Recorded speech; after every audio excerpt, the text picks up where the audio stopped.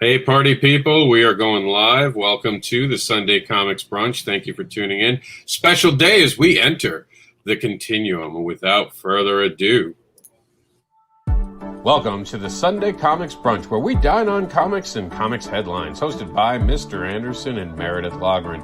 Join them and their guests as they go over the comics headlines from this week and their projects, brought to you by the Comics News Wire and Geek Insider. Warning and disclaimer. The views and opinions expressed on this live feed are those of the guests, speakers, and or hosts, and do not necessarily reflect the beliefs, official policies, ethics, or positions of the content providers, advertisers, additional hosts, and or guests, hosting sites, groups, or entities attached to this programming. Viewer discretion is advised.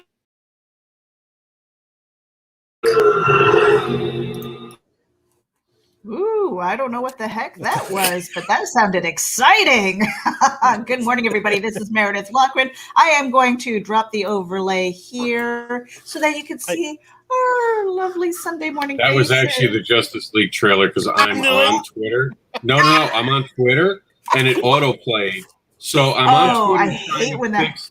I'm on Twitter trying to fix the backer report for the actual backer pause, because we're going to do a special backer pause today.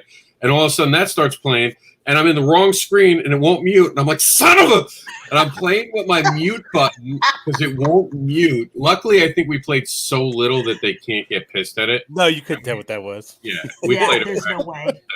But I'm building the backer report as we go. It's been a horrible week for me health-wise, and I didn't realize I hadn't updated it. So they're going to vamp for a while and talk about the Continuum because that's live, and Meredith can share the screen and do some stuff while I work that in the background. But I'm here, guys. Hold on a second. Let me add Luke Stone to the screen here. We'll go around the room and just really quickly introduce ourselves. Let me see, Luke. I'm going to put you in the hot seat. Go ahead and introduce yourself real quick. Hello, my name is Luke Stone. I'm one of the founders of Terraform Comics. I'm also the writer and artist behind a book called Hybrids, the Sons of Gods. We're in issue 6 right now, and it's live on Indiegogo with The Killing Field Part 1. Be sure to check that out.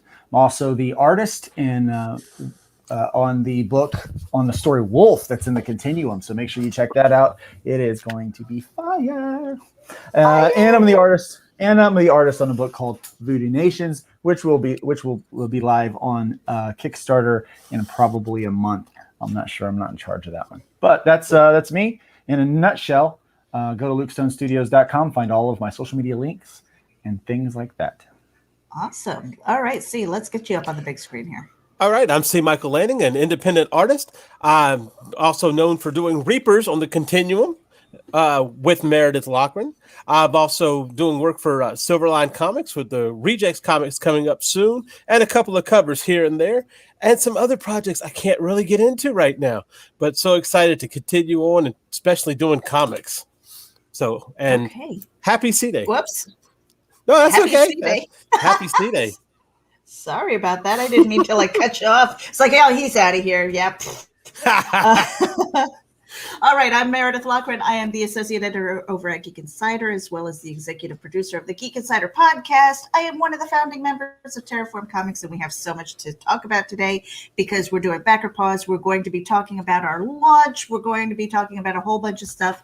And I have extended the StreamYard invitation to a few other people, so we'll see if they pop in here.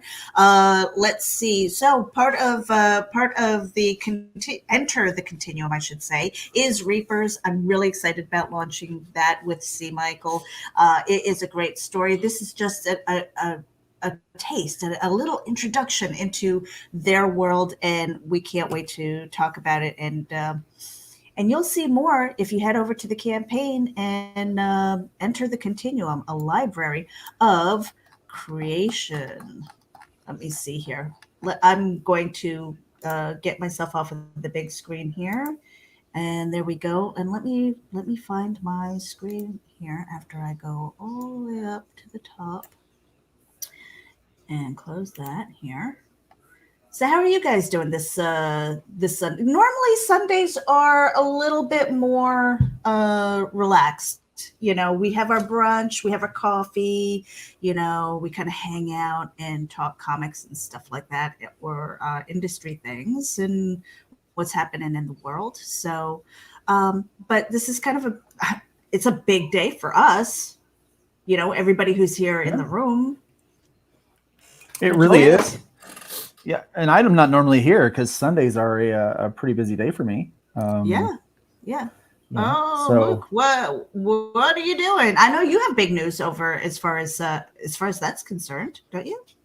I do, yeah. So we've been live streaming for the last few weeks, and so last few months actually with my church, and so we are getting ready to move into a building here. We finally signed a lease, and so we get to go back to limited in-person meetings and start doing some of those things at a location now. So it's not just going to be here in my office, you know, kind of thing. But yeah, pretty excited about that. That's pretty big news. But yeah, typically I'm busy on a Sunday, but my live stream ended at 11. So oh, awesome! All right, I'm well, here. here, let's. Well, I mean, we have launched. It is 40 pages of Goodness. Of goodness. I mean, there are 5 creative teams that have come together to put 40 pages of goodness in one book.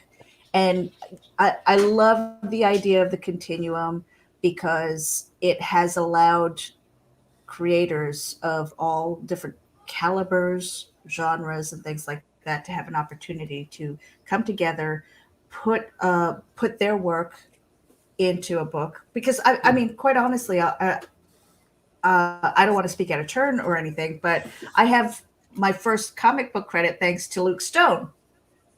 I have 2 pages in Hybrids, the Sons of Gods, the trade paperback, and I was so excited about that. I'm like, yes, okay, maybe it's time to start shedding that COMiX noob title that I had, because I gave myself, if you remember, if you've been following me, I think it was back in May, I gave myself a year to get a comic book credit. And so I've been really busy learning the industry, learning the ins and outs. Launched a Kickstarter. It wasn't for comics, but it has a comic tie-in. And, you know, and then to work with C when we were in Terraformed Continuum, the Facebook group. And it was just so weird how that happened so organically. Right, C? I mean, it was like, hey, it just started with a hi.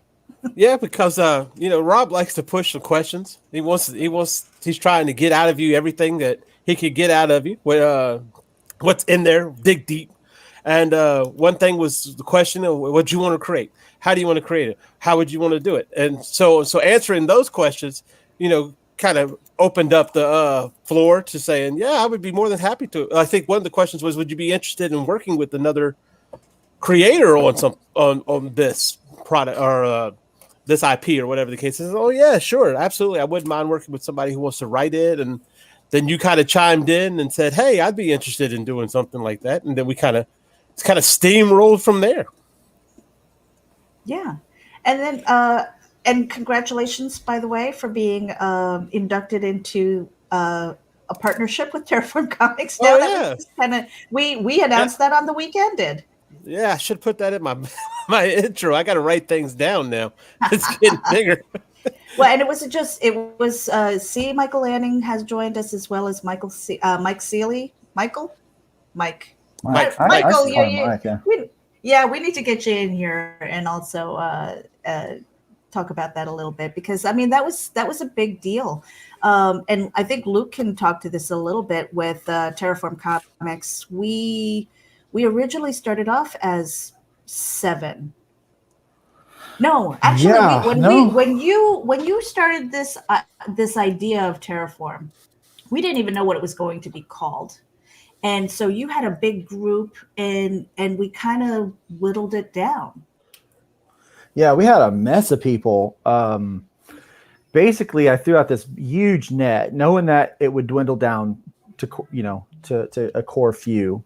But that comes from my background in kind of recruiting and stuff like that for corporate and for local ministries and things like that. So, you cast a big net, you find out who is interested.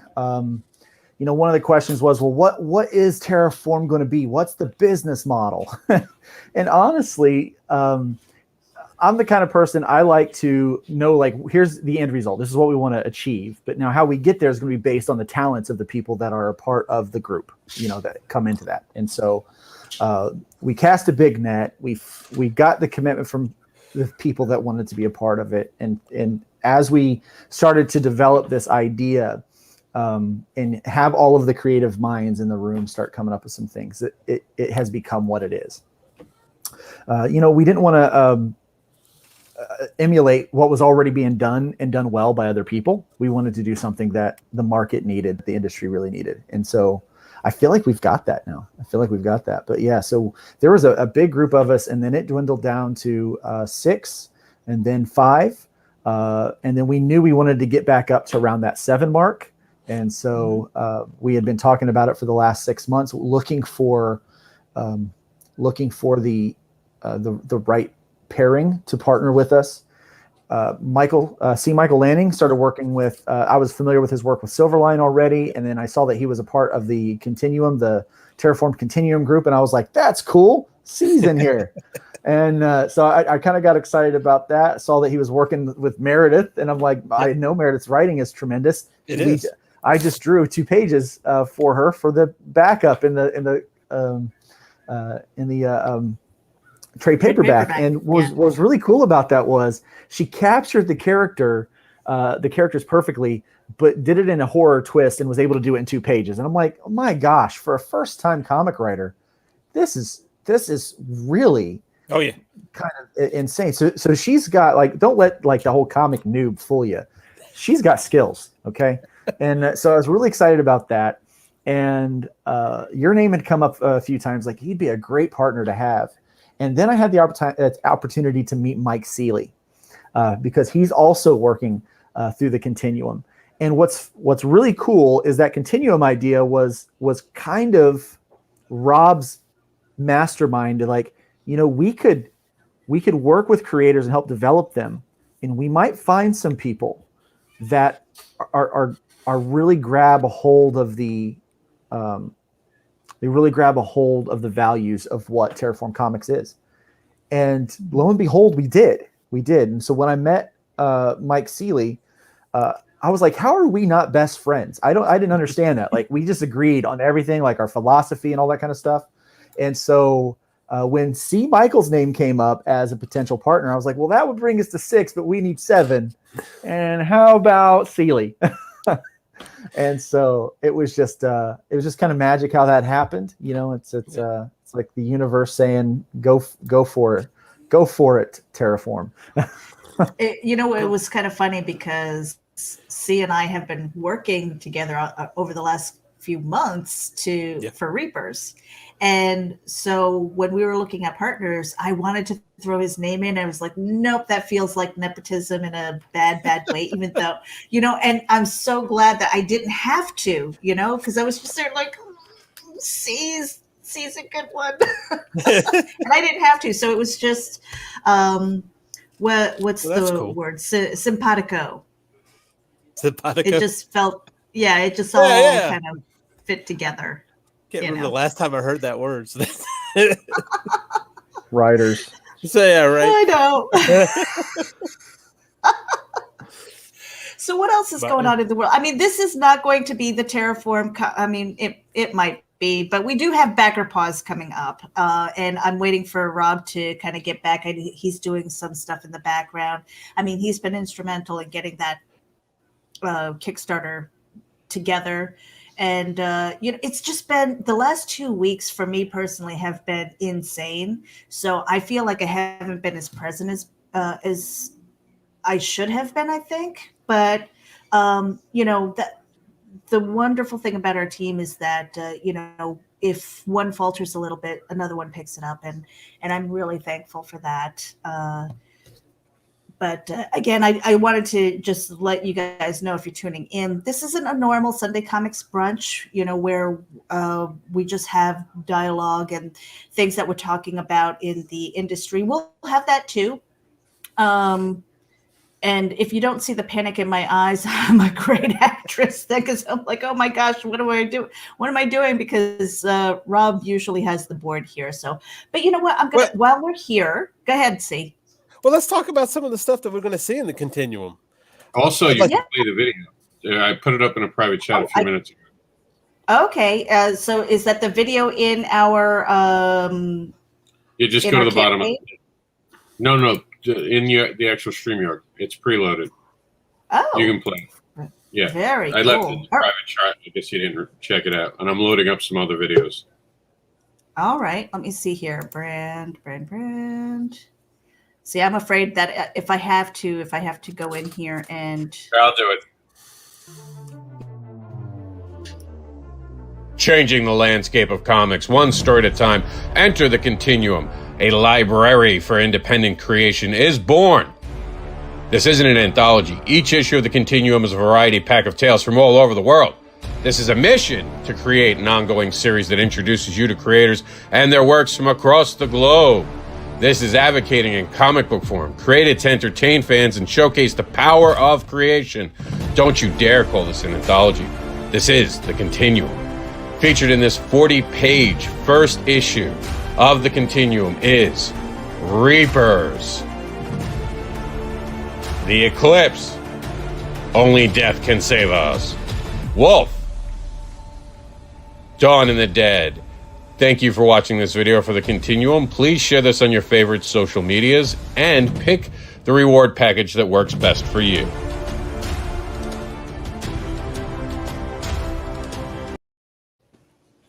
Pretty cool. Nice. Love the voiceover.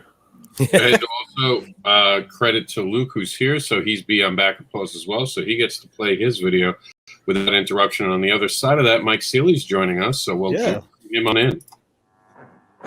A group of heroes supercharged with Nephilim DNA are the only thing standing in the way of an evil corporation at the center of a human trafficking ring and elite drug empire. The danger ramps up when a deadly trap is set for our protagonist. It's an epic clash of good versus evil when they meet on the killing field. Be sure to check out the action and get part 1 of the killing field during this 28-day event exclusively on Indiegogo.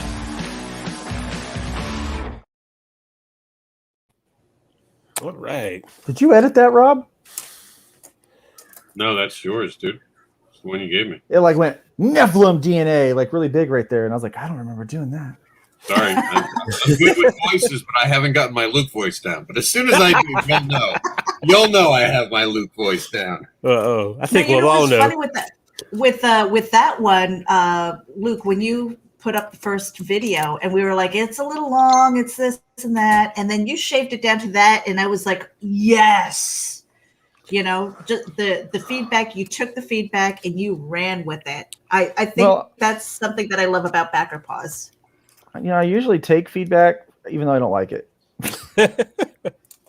I take it. I might not do anything with it, but I take it. But it was a huge difference because the energy, you know, the first version, which nobody has ever seen except for maybe a couple of us, I think. And we were like, well, it's, you know, it was a little bit long and it wasn't as exciting. And we were like, hey, if you just shave it down and you just get this and you take that part out. I mean, that is, if you've never watched Backer Pause, that's kind of like what we do live. We take your videos and we share it. And the people who are on the panel have that feedback. And it isn't to tear anybody down. It's to step up, it's to level up so that it grabs people's attention. What was it about that video that lost my interest? Where did I lose interest? You know, so we raise our hands. You know, and as Luke's video, for an example, I mean, it was just you didn't have time because you're all in right at the beginning. You know, it's like, all right, that's awesome. Take my money, and that's what we want. That's the purpose. The idea was pause that. Punk. Yeah. Yeah. It works. I like it. Hi, Mike Seeley. I'm going to put you on the big screen so you can introduce yourself. I'm Mike, the artist that's with you guys on this new project that we just released today, and I'm excited. and already started some more work and more art to further promote it and move forward. And we announced earlier that you are now a new partner in Terraform Comics. So welcome aboard. We're very Yeah, happy to have I'm you. excited about that for sure. Yeah. Yeah. I'm We've got to, yep, go ahead. it's a lot of learning that I'm looking forward to having. I'm inputting wherever I can put in to help bring us up and move us forward in the little capacity that I have, and the knowledge I have of art and stuff like that. So I'm definitely excited about it. Very cool. And Rob, just let us know when you're back, when we can, when you want to start the backer pause segment of this. But let me see. Let me put the share screen back up here because I'm going to go through our campaign really quickly. Whoops, I almost removed it. Yeah, let's go to that. No, I don't need full screen. Here we go. So our campaign, thank you to the 10 backers so far. We've got 33 days to go. This is Enter the Continuum, 40 pages of goodness from 5 creative teams. And we're just going to scroll through here. And I don't know, do you guys want to kind of take turns reading these cards, or do you want me to do it? How do you want to do it? Well, I can't see that card. I got old eyes now. See that card? Oh, Which one? okay. The main one in the front and the. Hey guys, why don't you do this? Switch off onto other people's cards when you get to other cards, and then Meredith and Michael, you're good at reading the cards off, so you guys will take those smaller ones because we're used to it from the news. But when we get down to the project, let people talk about the projects. That's probably how it'll work best. Okay. Okay. And yeah, because we're used to this, from reading on the screens. Mm-hmm. And, speaking of which, we are looking for more people who want to, I guess, intern or work with us when we're doing the news. So COMiX Newswire. The week ended. It's led by C, and I co-chair with him. And Rob usually works the boards. But we're always looking for people that we can bounce off news with. I mean, there's a lot of news, and there's plenty of room for somebody else to take a seat, So here we go. I'll read this one. The Continuum, a library for independent creation, is born. The Continuum brings together various worlds of creation from a vast array of creators whose desire is to create quality books and connect with their fans. Our goal at Terraform Comics is to develop the biggest catalog of collected stories from independent creators throughout the comics industry through the Continuum Library. And again, it's something that I'm excited about, just a little bit of insight into our when we meet. It's like, we need content. We want content. We want people to have books in hands. We want them excited about comic books. And what better way to do this than building a library and seeing this content, seeing 5 stories that you might never have seen put together in one book. So I'm really excited about that. So you want to take this one? Can you see it? Sure, I sure can. These newly created worlds and feature stories may launch into a future series and may be part of an even bigger universe. Watch as we feature works from creators with a second life in the Continuum, works that were buried, lost, or sadly forgotten in the annals of time. If The Twilight Zone, Outer Limits, and Hitchcock Presents were working together and was a comic book series, it would be The Continuum. Mm-hmm. Now, can we talk about the second life, Luke? I think we could talk about the second life, right? We can talk about anything we want to. Yes, Meredith, we've already announced it. So that most of what the Continuum is, nothing's a surprise anymore, other than the team for the next issue, which we will talk about. We actually have that scheduled. Once we fund the book, we'll be announcing issue number 2. Yeah, right out of the gate, you guys. And I mean fund Kickstarter-wise, not hit the funding goal, everyone. So you're going to have to wait till the very end of the campaign to find out who's in issue 2. We're bringing on some exciting new talent. That's right. We're moving full steam ahead. This is not just one and done. So. Oh yeah, hit the ground running, and it's like, I think between really figuring out who's going to be in book 2, and then already working on 3, and probably even 4, but I'm getting ahead of myself. So here we go. This isn't an anthology. Each issue of the Continuum is a variety pack of tales from all over the world. And we have Russ Leach, who is from England. He's got Only Death Can Save Us in this book, so it's really exciting that we're able to bring him across the pond here. This is a mission to create an ongoing series that introduces you to creators and their works from across the globe. This is advocating in comic book form, created to entertain fans and showcase the power of creation. Don't you dare call it an anthology. This is the Continuum. And 40-page oversized issue, 40 pages. What's funny is that it originally started off as a 28-page idea.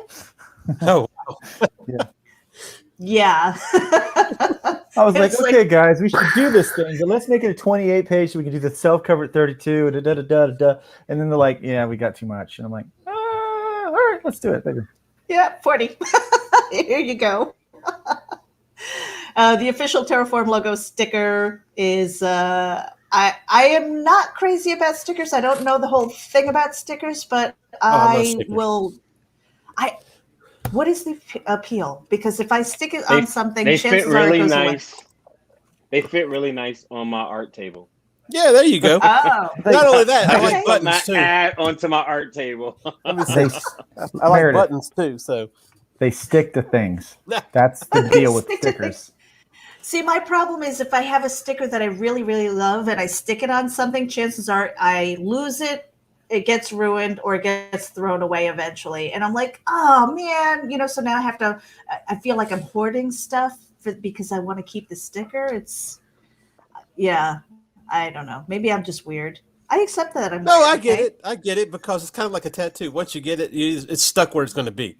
So, Well, Nita Lanning and I are doing this show called Ragin', and she loves her stickers too. And she has a door. And she says, "Oh, if we're moving, that door is going with me because it's got all her stickers on it." I was like, "Okay." because she paid for some of them stickers. So, Yeah, door is easy to replace. Those stickers might not be. So we've got featured in this issue, Dawn and the Dead. It is a black and white story. All zombies have origins, and it starts here. And this is by Austin Janowski. We are really excited to have the first 6 pages as a preview in the Continuum. So Austin Janowski, we are wishing you and your family all the best this weekend. Happy Valentine's Day, by the way, to everybody. I almost forgot about that. And Valentine's Day. Happy Valentine's Day. And my husband's the one who's usually like, guess what day it is? I'm like, oh crap, did I forget an anniversary or something? I'm the bad it's Continuum Day. That's what day. It's Continuum Day. What do you mean what day it is? You know what day it is. I'm like, does that mean I get like special food? No. Today I'm doing Reapers. I'm doing Reapers for Reapers. I'll talk about that when we get down to You're to getting Reapers. special food, all right. I'm getting special food. Oh my gosh. I should have gotten the Depends, because it might be like catastrophic anal failure later. Who knows? Like the anals of time. Wow. Oh, Luke, you went there. Oh man. So now I don't think that I can play this because it is a web series. So Dawn and the Dead, really excited about having this in the book with the 6 pages. And we're hoping that I don't have the timetable in front of me, but we're looking to also release the is a single issue. Full issue. It's a standalone story. It's a one-shot, and I'm telling you what, Austin did a great job with this thing and his partners over at Dawn and the Dead web series. It is fantastic. I'm so excited that it gets to have that Terraform T on there because the Terraform T is awesome. And this story is awesome. And so, yes, you're going to get the first 6 pages in this as a preview. And we are looking that the full standalone issue will launch at some point this year. We're looking at an October release date. But if you demand it, let's put it this way, if the readers demand it, it goes early because I'm into making the fans happy. If you don't want to wait, I won't make you wait. Very cool. Now, Luke, while you're on the mic, I know you can talk about this. I can talk about things, yeah.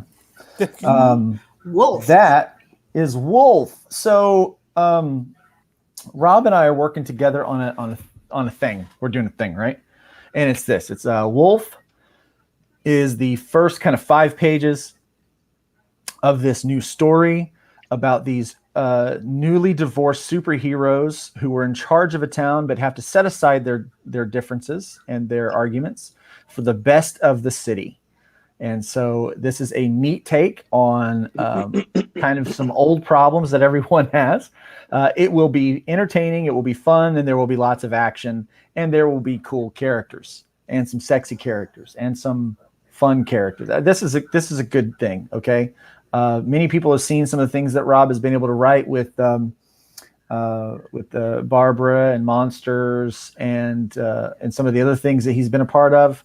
But I think this is some of his best work yet, and I think you're going to enjoy it. So right now, the only way to get this is to get the Continuum. Okay, it's only going to be in the Continuum, and it is an ongoing story in there. So you will continue to get pieces and segments of this story throughout the releases this year. So you do not want to miss it. Mm-hmm. You know, what's kind of funny is I do believe that I could probably work with my ex, but I don't think I would be happy about it. So there might be, you know, when I think about that, if I were to write stories like that, there would be like destruction elsewhere. You know, maybe not intended. Maybe So I have a cannot long wait to see line. this. Draw a chalk line down the city. Well, I mean, in reverse, I think what me and Luke are trying to go for is the obviousness of it is to make them fight and cause like Smith versus Smith. That's not what we're aiming for. We're aiming for showing a story where two parents come together because they're parents of this city. If you think about it, any teenager who's watching their family go through a divorce might be able to really connect with this. This might be something that really helps younger readers. And even if you're going through a divorce, kind of watching this metaphor of them protecting this city is hopefully something of a therapy moment, because I think we're easy to make the joke that parents should fight when they get divorced, but more realistically, they shouldn't. There's a child in between them that's going to get hurt by that divorce if it's not handled the right way. And I'm not going to speak on my personal experiences, but I'm not a fan at all of putting your kid between anything that happened to you and another adult, even if you both happen to be the parents. So I think that's where me and Luke are aiming for this. This isn't going to be something where you're going to see them constantly going at each other. They're going to have problems, obviously, but they're going to have to figure out how to get it together to protect this city, because bad is coming for this city. Well, you know, from my own personal experience, because I am divorced, my kids were young. You know, there were times, as much as I may have disliked him, my kids had permission to love him from me. You know, I mean, it was like, yes, of course you are allowed to love your dad. That's your dad. You know, I can't change that. We weren't good married. That was the thing.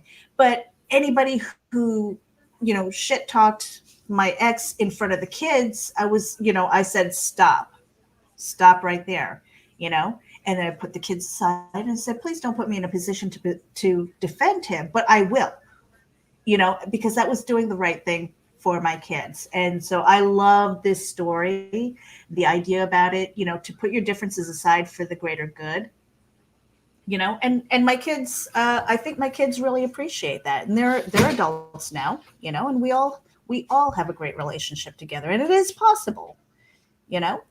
Yeah. So I think it's an important story. Mm-hmm. Yeah. The concept and idea of it is just, it catches you. And it's like, when it's described, it's like, we only got little sketches of what the art's going to be like, but just the premise of it catches you right away. And it just excites you like, oh, I really want to see this. Because I think it's something that hasn't really been told like that. Because if you've been through a divorce like I have, you know the intricacies of trying to make things still having something amicable and having a real conversation about it. So to approach it like this is phenomenal to me. Mm-hmm. Mm-hmm. Oh yeah, it's a great Definitely. concept. Great concept. Yeah, And now when this Rob is- pitched it, it really spoke to me. I was like, hey, let's do that for certain. Yeah. Now this is something that Sealy can talk about. Eclipse. Yeah, so this story, just to give it a little backdrop, I've had this character in my head since I was 16, 17. And obviously he's looked a little different back then because I grew up pretty much in the comic books with the late 80s and early 90s. So it was the Image time. And so the characters were a little bit bigger than life kind of looking and had long ponytails, but the overall look of the character is very similar. Is in like at some point I'll like kind of dig up and post how he used to look and originally how he was coming together and stuff like that, because he was pretty developed as far as his look, but his story has evolved as I've evolved, and Bobby Gregory's just helping me write the story and bring it to life. It's evolving. I'm doing a lot of research with the Polynesian Islands, Hawaii, some of the terms that they use. So I want some authenticity. I actually reached out to a friend of mine who's a big indie. Her actual name is Moana, and she's from Hawaii, but now she lives in the States. But she's got a lot of insight on the just the little things that me and you can't just read in a book or turn on a TV and watch kind of thing, and little intricacies. Is those little things that I want to have elements of in there, because it's going to be the overall story about a true hero story, because I love hero stories and that's what I want to bring out. But I want some authenticity with how terms are used and language and stuff like that. So all that's going to play into the story. We will talk about some of their ancient history with their deities and their gods, because they have a god for everything, as well as like Indians, like Native Americans is very similar, where they have a volcano named Pele, goddess or something like that. So all that stuff will have some slight element with it. Also, they're one of the only places in the United States that actually have a royal home, a royal place, because they had a monarchy kind of thing before they came into being part of the United States. So they still play heavy into that, and they haven't forgotten it. And it comes up in different things and how they actually work things on the islands and stuff like that. So all those things are very intriguing and exciting to do. So I am excited about that. But real quick on this actual story, the intro of what you're getting in the story is pretty much something that's caused Eclipse to something triggered Eclipse, and a major event that he was a part of. And so some big person that's part of the government is interested now and saying, what's going on over here? So he sends in some people that gotta check out Eclipse and see what he's all about. Yeah. One of the things that people don't really understand about. Yeah. Real quick, we have a video for that. We do? Do you want to pull that up, or? Yeah, that's why I was interrupting. We have a video to share with the world for the first time ever. Hello, and thank you for your interest in the story of Eclipse. This is a tale of a hero whose sole purpose and priority is to protect the islands of the Pacific in Hawaii, his home. My name is Mike Seeley, and I'm the creator and artist for Eclipse.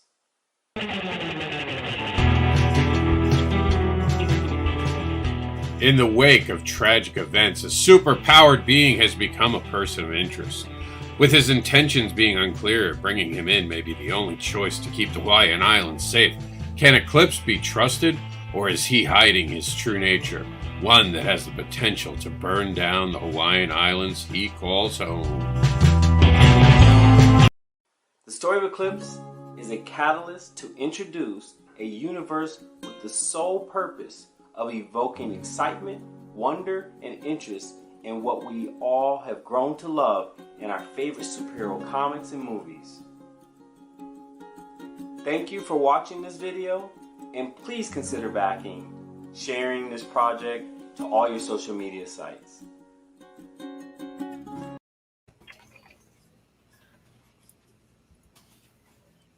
And we are back. Okay. Not all at once. Not all at once. Everyone's keep your excitement down. We're trying to run a show here. Right. So, well, what I was saying about a lot of people don't understand about Hawaii is the multicultural aspect of it.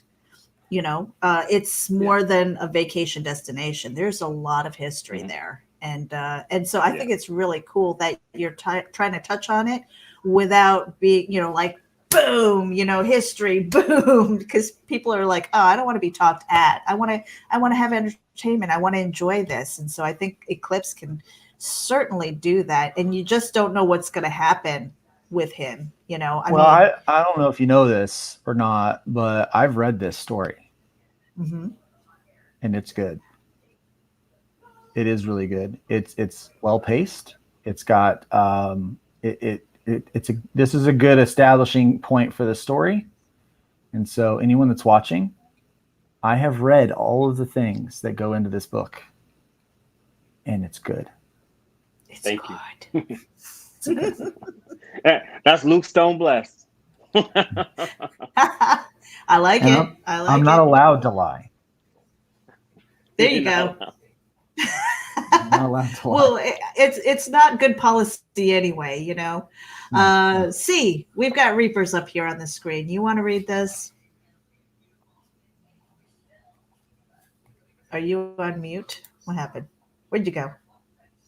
I'm trying to do that thing we talked about. Oh. All right. Yes. Reapers. When spirits can be harvested and sold for energy, the Ragtops must navigate psychic vampires, alien reverends, and other money-hungry groups to reap that sweet, sweet spiritual gold. And our video is coming soon. I'm hoping that we'll have it up by the next Backer pause. It was just one of those weeks again. I was having issues, and I didn't want to rush it. You know, I want a good video that embodies Reapers. Yeah. Here's the other thing, because I am writing the story based on the play that C has given me. It's so much bigger than these 6 pages that you're going to get. You know, I mean, the script was originally 4. And when we sat down with Rob, and he was like, you know, there are some in-between moments in here that can really be captured and catapult this into next level stuff. I'm like, hey, I'm all there, but he's got to do the art. You know, it's like, okay, see, how fast do you work, by the way? Oh, I guess it all depends. yeah. It's like, all right, letting that fire under you. Yeah, I really like the energy in your art. The person. It's a lot of personality, and I haven't seen much of it. And like, now that I'm part of the Terraform, I would like to review some more of the art. But I really like what I see. It looks really cool. I just love the energy of it, kind of thing. So I would love to see more. There is so much in this. I mean, because there's rockabilly, there's like a spiritual aspect that, you know, of course you have your villains and things and all of these things. And when I think about this type of world and all of the, I don't know if you want to call them creatures. They're not creatures necessarily, but it leans a little bit towards fantasy in a way because of all of the different things that are coming into this world. And I don't want to give too much away because, again, it's just this first introduction. You're getting a tiny taste of this world. Well, this is a 6-page story. This is not going to be part of the issue. Whenever we do the issue. So do you know this is the first appearance. So when if something does come of it, you're going to see the first appearance and Enter the Continuum #1. So this is, in its way, it's a collector's edition as well as everybody else's.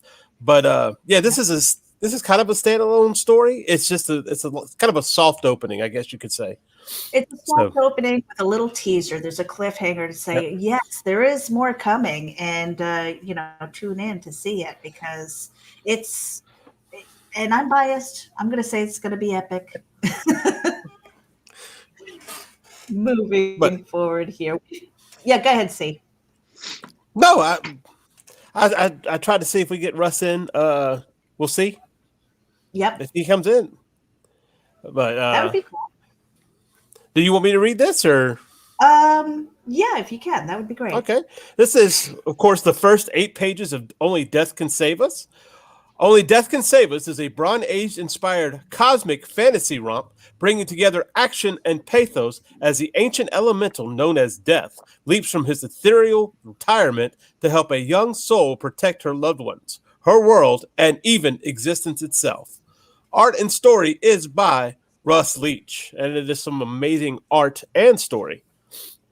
Now, Yes, this book is available in demand on Indiegogo, and a lot of people over here in the United States may have been like, I don't know if I want to get it, only because the shipping costs. The fact that we're able to get the first 8 pages to give you a teaser of it is phenomenal for me. Yep. To reach our audience on a greater scale. So I'm very excited that we were able to do this and that Russ has joined us in the Continuum. Oh, yes, absolutely. And he was excited to do so. He was very, very excited to put in these 8 pages, which is a huge amount of 8 pages. So a huge amount of action in those 8 pages. Yeah. It's a fat 8. Yeah, definitely. And I think when we were like, I was like, oh, how many pages would be good, because if you have the book, I do, it's like, how did you know where to cut it off and tease to the rest of it, Luke? I don't remember being part of that discussion in Terraform, but it was just like, 8 pages, cool. I think we left it up to Russ. He knows his story. He knows what he wants, and hopefully what this does is it. What I want to do is occasionally do things like this, where we bring a story that's already pre-established. You could still get it over, maybe it's coming from one of those other places across the pond, but and you haven't seen it yet. I want to introduce new eyes to these stories that we love and appreciate so much. And so hopefully this will bring new readers to that. And hopefully it might even create some other opportunities for us to find creative ways to distribute these books that normally would cost $25, $30 to ship over, find new ways to be able to get them into the hands of US readers, because we know our American brothers and sisters love some comics, love them. So we want to make sure to get great stories like Only Death Can Save Us into as many people's hands as humanly possible. Yeah. Oh, yeah. And it's well worth it. It is. And I don't know, because Rob, it looks like Rob disappeared from the room here. Yeah, he lost power. It just came back, so he should be back joining us pretty soon. All right, awesome. Because I'm in another tab, so I'm not really seeing what's going on in that room. See, I don't know if you want to. Do you have the power in here to pull up some comments and stuff? You want to kind of scroll back and see if we've got some comments? We don't have to read all of them, but just just get the highlights and things. Let's see here. Let's see. We got Mike says, "Enter the Continuum." Oh, hold on. That's not the one I wanted to show. First time, guys. Bear with me. Mike says hello and much love to y'all. Trish and I back to Continuum. So thank you for that, Mike and Trish. Always. Let's see. Dee Alley said, dude, same. Backed it first thing this morning. That is great to hear. It's always good to have. Awesome. Thank you. So that means they've been following us around. So yeah, that's great. exciting. Hopefully not. That's too the power closely. of the notify me on launch button, right? Yeah. I always love when people follow me around, but not too closely. They might see something embarrassing. I'm glad you said that, Luke, because I want you to see this. Luke's office is cool. He has a trooper watching his back. I'm not sure if I agree with that. I remember what the troopers did. Yeah, well,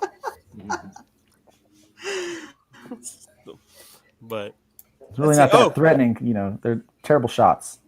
yeah, right. That is true. As I said, shooting you from behind. Let's see. Also, this is back to our sticker discussion. D. Yes. Alley says, stickers are transient, tattoos are forever, but stickers last you for a while and start conversation, but they are not forever. Should talk to my wife. We're gonna have that door lacquered. I think so. Yeah, it's going to be like plastered with all kinds of stickers, and yeah, I can see that happening. Oh, let's see. Of course, D. Allen also says Happy Discount Candy Day. Eve. Mm-hmm. Okay. Oh yeah, I'll be hitting the chocolate tomorrow. Tomorrow Discount candy. It took me a second because it said Eve. I'm like, well, no. Oh, right. Yeah. Tomorrow, yeah. Yeah, tomorrow. We're following you. We're following you, D. Yeah. We got you. Took us a minute because we've only had the one cup of coffee. But we're getting there. We're getting there. Oh. And of course, Mike says Trish gets along with my ex better than me. I have no problems, but they are almost friends. Mm-hmm. That's got to be a weird dynamic. And I think that was speaking when we were talking about Wolf in that story. Yeah. Yep. Yeah. So I love The Office. And there's this one scene where Andy Bernard comes up and his current girlfriend's talking to his ex-girlfriend. He's like, my ex is talking to my sex. And I'm just like, Yes. Yeah. And he goes, I hope you're not talking about my wiener. And I just think that's so funny. To me, that is just one of the funniest scenes in the entire series. Like the whole series? And the whole series, like that is one of my highlight moments. That one stuck with me. And I've watched the series like 14 times through. So and there's like what?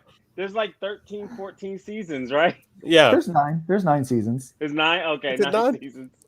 I don't know. I like the 20 episodes per, and that's the one you go to. Okay. That's the one, guy. I like the fire episode. Oh, that's pretty good, yeah. Fire guy. And of course, Mike says, I thought y'all were launching on the show today, but it dropped early. Yeah, funny story. There's a story behind that. So I'll just tell it because, what the heck. So not Facebook, but Kickstarter used to have hit the launch button. So, and then it would make sure it would check and make sure everything was good to launch. And then it would say, are you sure you want to launch? And you have to hit the yes button, and then it would launch. So Rob goes in this morning and hits the launch button just so he can verify that everything is ready to go for the show today. And they eliminated the other step. And so he's like, oh crap. Okay, I guess we're live. Mm-hmm. That was my Rob impersonation, by the way. Wait, I can do better. I can do better. You can do better than crap. that. Yours. Crap. He probably said other words that I'm not allowed to say. Crap. I guess we're live. That's Rob for me. He keeps talking about working on his Luke voice. He's working on the Luke voice. I'm working on the Rob voice. There you go. Oh my goodness. So we're right now on the screen. We're looking at the standard cover. This is a prototype cover. It may change, but I'm kind of digging it. I know with Reapers, we're on the bottom corner here. Some of that color is going to change. So this is just an example of what you may see. But is going to highlight the 5 stories that are in here. So I'm really excited about that. And then we're scrolling. We've got virgin covers. Luke, can you speak a bit more about the virgin covers, what we're doing here? Yeah, well, we're saving them for marriage. But I'll see myself out. I'm sorry, guys. Yeah, Luke Stone to HR.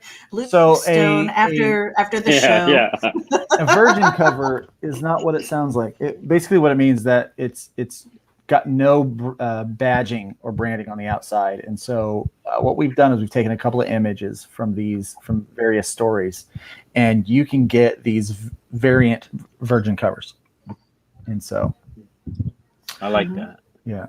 I'm particularly these are fond of that one prototypes. myself, but that's, I like that one. That's Yeah. cool. I like this one right here. Yeah. So this is a Now, thing. Some people there do it was a debate sideways. behind this. Yeah.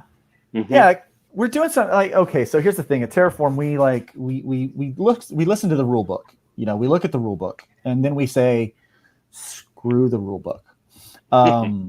And so in this situation, that's kind of what we've done. There are some precedents where people have done a sideways virgin cover like that.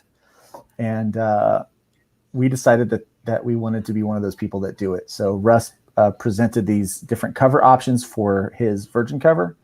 And that was one of them. And the fact that he even presented that got me excited because I'm like, well, then that's the one we need to use because it's gorgeous and features the whole team. Where typically the promotional pieces will feature Death. This covers the entire team, which is really cool. I always love the ensemble shots. Mm-hmm. Definitely. Oh yeah, that Only Death Can Save Us cover is just kicking it. I'm sorry. Oh yeah. I mean, I want all of these, and it's just like, and they're kind of limited too. So it's almost like I feel like I'm cheating if I throw in. I'm like, I want all the covers, you know. And I'm like, they must be in my library, my personal library. And I'm like, wait a minute, I'm Terraform. It's like, no, it's still limited. It's still limited. So I got to hop on there too. So we've got some stretch goals that are all locked at the moment. And we just want to smash through all of them because we've got some really good things coming up.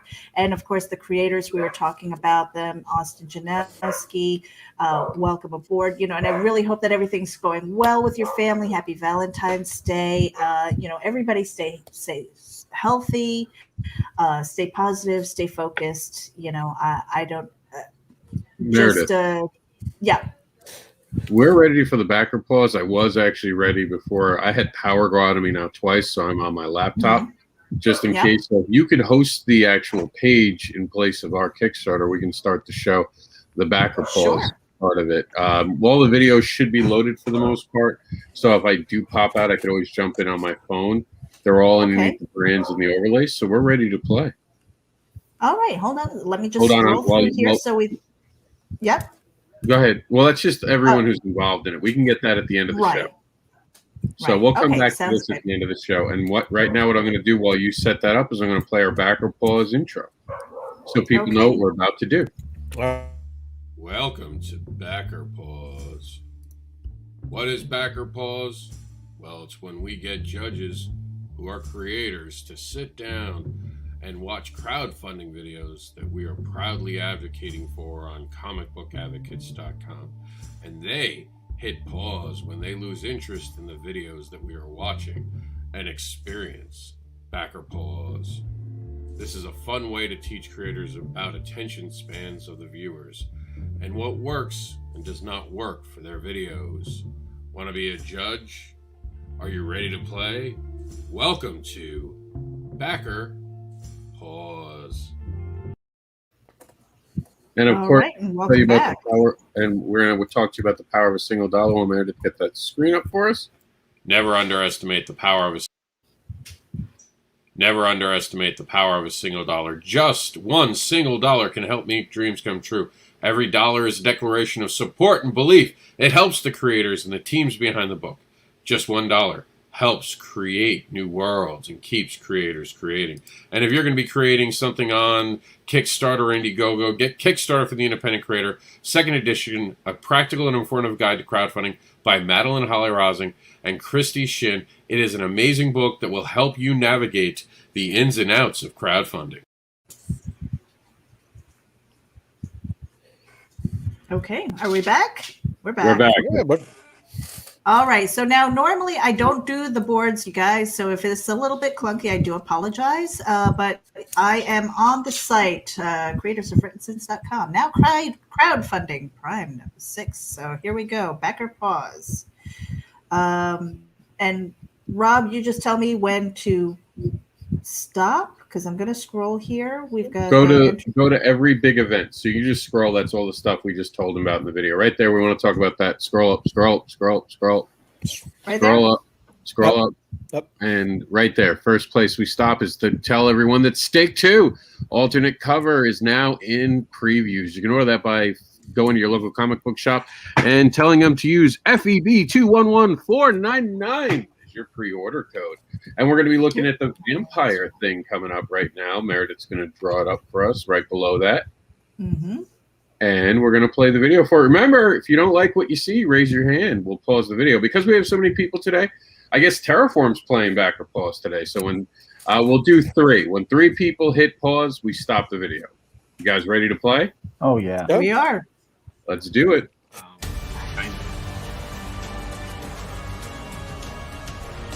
My name's Angelica. I'm a dancer. Exotic dancer. It was supposed to be temporary. I fell on hard times. I was almost out. Almost. Until a few nights ago. I was bitten by a demon. Or a vampire. Or a vampire demon. Whatever it was something evil. I blacked out. When I came to, everything was different. Before I could realize what was happening to me, I noticed I was changing. My body. I had powers. Strength. Agility. Teeth. Claws. I had abilities I couldn't control. I was awakened to the darkness. To a nocturnal world of monsters. Demons. And Nosferatu. I was told I'm part of an ancient scrolled prophecy known as the Vampire Verses. That I'm some chosen one. I was warned there were 3 secret vampire clans who all wanted to use me in a sacrifice. For a ritual. Some ancient blood rite. I can't even grasp what's happening to me. I'm constantly hunted. I'm completely alone. I can't trust anyone. Or anything. If I'm not careful, I'll soon be dead. If I'm not already.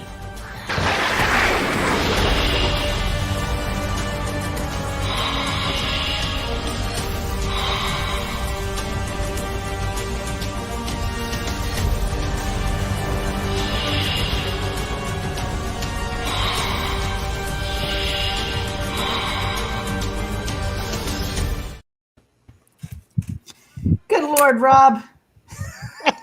Well, 3 you didn't go. Yeah. 3. It takes 3 this go around. Luke didn't I think it's go. like the majority. I think Luke was busy, right? And I know Mike's not going to say no to anyone. Mike's too nice of a guy, man. It's going to take a lot. Aw, Mike. Actually, No. I would have probably said no to that one. Raise your But I hand. don't know how to- And hey, guys, remember I don't you know can. how to raise my hand. Do I do like this, or is there? Yeah. A hand? Oh, yeah. That- No. Yeah, Also, I was sitting there like this. quick note. Oh, You guys can hit your unmute button and say pause too. Oh, okay. Remember, you guys have the control now, even when we're playing videos, to unmute yourself. Sorry, to unmute yourself and be able to talk. But no one hit it. But I did see Meredith. Meredith was actually first, so we'll go with Meredith. We'll just go down the line: Meredith, Michael, Luke, and then well, damn you, Michaels. So we're gonna go Meredith. I'm C. I know, He's but it's so small because I'm on my laptop. I can't see. Call me C, my reminder, because I really can't read your names because my screen has gotten tremendously smaller because I'm on a laptop. So enough about that, though. Meredith, take us away. What happened? Why did I pause it? Yeah, the reason why I paused it was because it was just really lengthy, and it was kind of tipping back to what I was saying about Luke's campaign video earlier. The one that you didn't see, it's just a little bit too long. I don't need that information. I can read through that. I need something that in the video that's just going to say, this is what it is. This is where you can find it and get me excited about it. To continue on, I'm like, do I even need to buy the book now? You know, that's kind of how I felt. But I mean, don't get me wrong. The art looks fantastic and I'll probably support it anyway.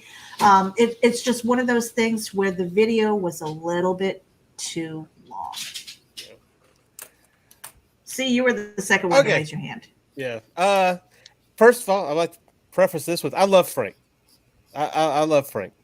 Frank's art is great, but yeah, it's basically it was too long, too long in the tooth explanation. I think he wanted to get the whole story out to people to do it, but there needs to be a tease. We need to be teased into what makes me want to buy this, what makes me want to go and see this. And I know this is a sketchbook and an art book, but you kind of tease it. I was bitten, and then certain things started happening. You don't even have to get into what they are. I just started feeling different, and then I noticed I was being hunted. Snap, done, and let's move on. That's how yeah, it's a little long. Mike, how about you? I feel the same way. It's like the old previews that they would have on certain movie theaters or movie places like Warner Brothers or Disney and stuff like that. When they drop a trailer and they give away too much, it's like, I'm good. You gave me everything I needed. But if you can do just enough tease to go, let me look into that. Let me see what's that all about and stuff. Obviously, you can't see all the art, but you pretty much gave the milk to the cow. Yeah. And that was it. I hate when a trailer gives you all the good parts, and then you go to the movie and you realize you had already seen the good parts. I'm disappointed. I don't think that that's the case in this, but again, there was so much there that I almost felt like I didn't need to buy the book, and that's bad. And Mike James Bengston is in the chats here. Thank you so much for sharing out these links. We really appreciate it. And he says that Vampire Versus ends in 4 days. So make sure that you head over there and give that a little bit of love. We're scrolling down here. Rob, just let me know when I need to. We've got recount. Do you have a video for that? No, the little things, those are when it says the number, that go back up real quick so I can read it. That's in previews. So that's a preview book. But because remember, I consider this part of crowdfunding because you guys are going to go to the local comic book store and you're going to help these creators get noticed. Right. So you're the force behind these books. So recount number 4, the ongoing series from Jonathan Hedrick is going to be in stores. But before it gets there, you have to order it with February code FEB211495. Scrolling. Here we go. All right, so this is by Fire, which, by the way, he has a 9-minute video. This is me editing the video right now, and I'm making the video shorter, and I took what I thought was important. So if you're pausing it because of me, not because of him. You would have paused the 9-minute video either way. So I literally took the best parts of it. And before you hit the video, I'm going to add Russ Leach to the stream. Hello, Russ. Hey, you want to do a real quick intro? Let me get you on the big screen here. Oh dear. It's all me. It's all me on that screen. My name's Russ Leach. I'm the Comic Book Black Belt. You can find me on YouTube as Comic Book Black Belt. You can find me at russleach.com and at comicbookblackbelt.com. All the links to all the social media is there, and you can also find out about my book, Only Death Can Save Us, at onlydeathcansavus.com. The book is currently in demand, so I can whip a copy out to you really, really quick if you're back. You're sporting a beard there, Russ. Yeah, caveman. All right, too much time ahead, in front of a screen. Rob, it's back to you. Does Russ know what's going on?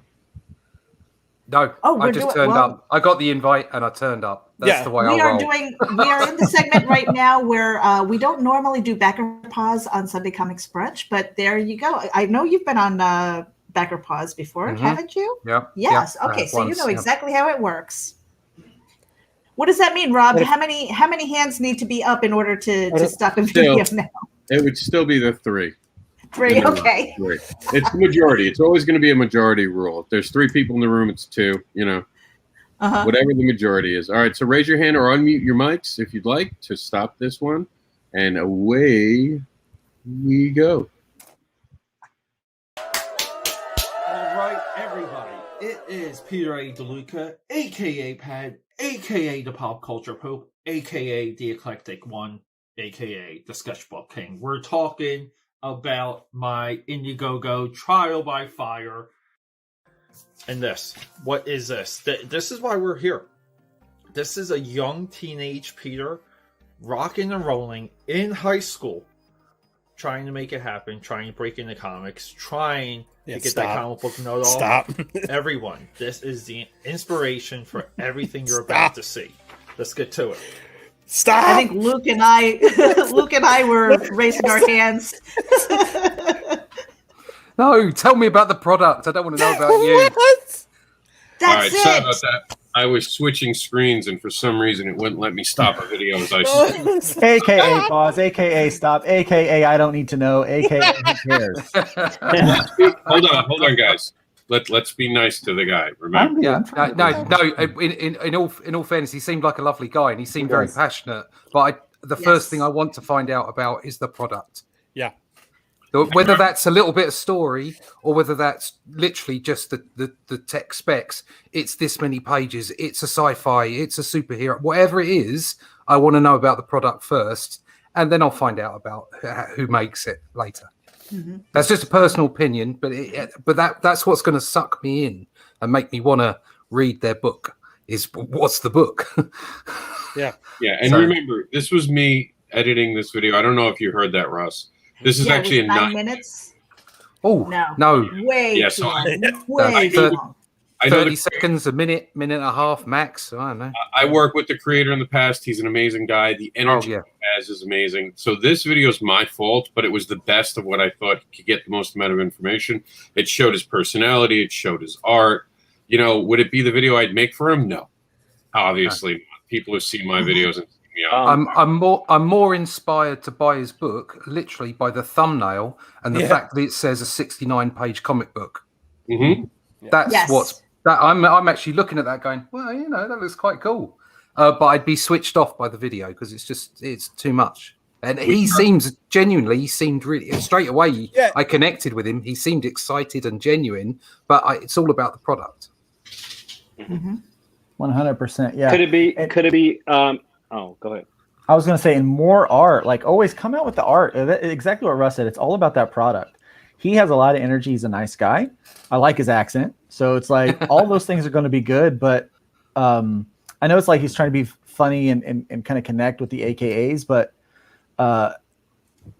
you kind of lose me after like maybe one or two and get right into that and put that art so big on the page. Let me on the ask, screen so I could see it. What was one of those AKAs? I can't remember any of them. Exactly. I couldn't remember one of them. If focus on the name, because otherwise you're just going to get lost in the shuffle. I have no comment to any of what you're talking about right now. AKA. Look, I wonder why. Look, but I have one name that has three names in it. I wasn't AKA Michael. Everybody else kept calling me that. I don't sitting there going AKA AKA Mike, AKA Michael, AKA no. The problem I would see is I sound like I keep saying yes to it. Like, you know, do you want something more, C? No.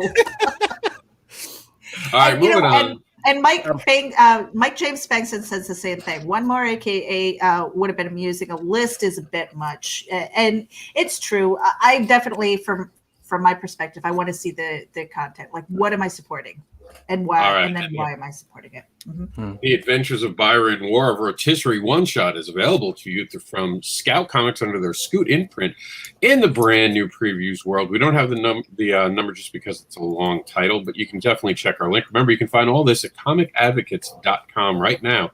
This full list is there, including the preview of Shepherd's Trade paperback, finally released under the new Black Caravan imprint, freshly pressed from Scout Comics. And remember to get your free copy of Comic Book School Presents Creators Panel 1, where you can download a 144-page PDF just for watching the show, or for any reason, because we created something in 2020 to say F you to not creating in 2020. So here's your free download.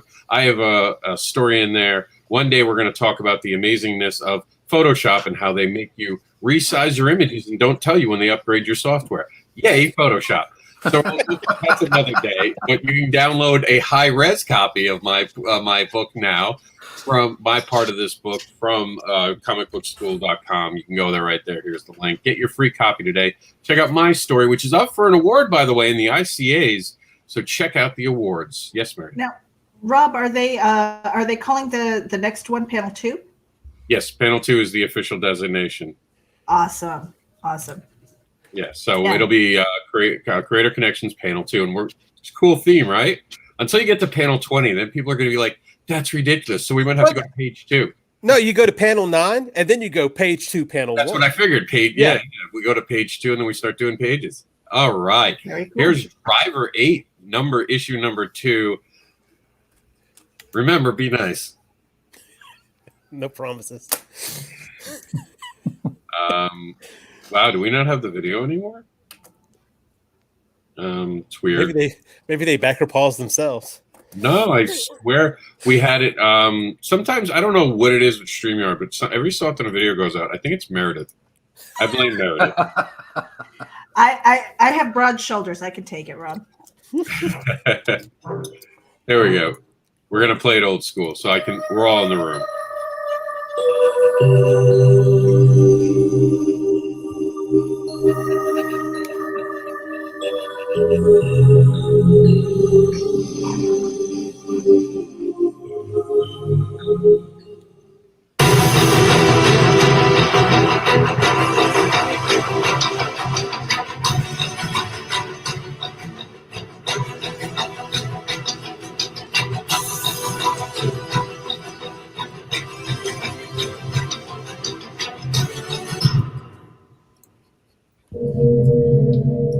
Okay. I don't believe any of you can play this game. We're over. If no one paused that, and I'm sorry, I'm not trying to be rude here, but I remembered right away why I don't have this, and I saw Russ lurch his head back, and I have the volume down. Yeah. This is poorly put together video. This was, and the fact that none of you had paused, I have no respect for it. I was thinking because of the way I had my hand up. Meredith's blocked by my live screen, so I can't see. Like, she's literally right under the live, so that's why I speak up. I was giving it time because I was hoping that that there was going to be some kind of explanation to the story, because the first 3 statements had kind of made me go, all right, I'm going to give this some time. Then the music got too loud, and I was like, whoa, hold on a minute. And then I was just hoping, and I was looking at the timer at the bottom, ticking away to the 49 seconds, thinking they're going to tell me something about the book in a minute. They're going to. But obviously they didn't. So it would have been nice to have a little explanation. Execution of dangling hopefulness in front of us. I like the running suit. What can I tell you? And look, I'm not trying to be rude to the creator, but this was just a poorly crafted video with the volume alone. The volume alone would really, and when I saw Russ's head reach back, I remembered. I was so glad I didn't download this video. It is annoyingly loud. I listen to it I don't use headphones. Oh, I can turn my camera on again, so I'm back. I'm on big kid TV again. I didn't have the headphones in, and I went like that. I was like, what the? Like, I was going to fight my own computer. It was so loud and annoying. I was going to hit my own computer.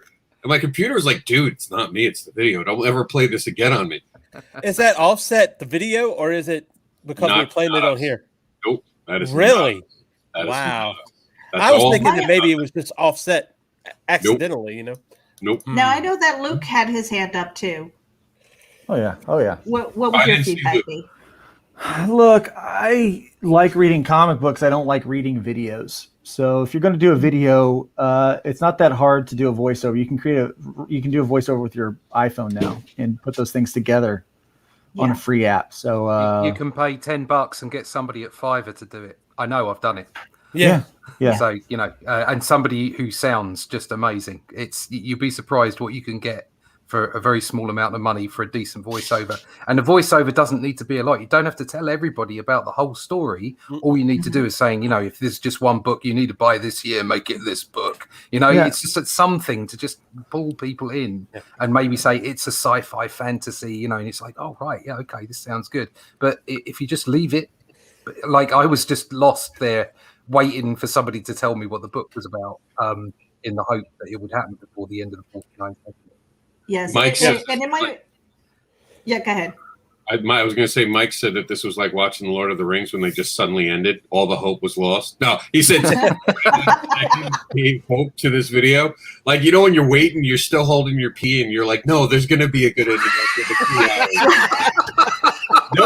Nope, just breaking credits. It's like watching Justice League. For me, a lot of these videos, I will watch it twice. I will watch it once with my eyes open and once with my eyes closed, because I'm also thinking, if I'm doing something and I'm listening in the background, and maybe it's because I do podcasts as well, I want to make sure that those people who are just listening have something to go by. There was nothing there but music, and then it was really loud. Yeah. All right, we're going to move on to Break Run. Brand new to this program. We are seeing this for the first time, just as a few days to go. This is a glow-in-the-dark comic. Check this out.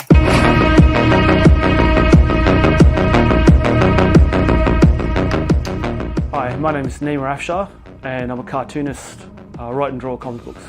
I'm writing and drawing a comic book called Break, and the first one in the series is called Break Run. It's a post-apocalyptic cyberpunk story, and it's going to be the world's first full-length glow-in-the-dark comic. Break Run is something I've been working on for years, and my inspirations are Akira by Katsuhiro Otomo. The legendary manga is a huge influence, both the movie and the manga.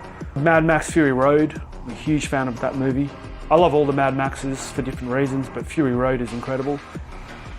So Break Run is about a man named Branko. He witnessed a horrific massacre which he tried to stop. His clan did something which was abhorrent, it was really shocking. He tried to stop it, he couldn't, and he left the clan. And 10 years later, he's a tracker working in the city, and he finds out the same thing is about to go down again. There's another massacre that's about to happen. He's the only one that can stop it.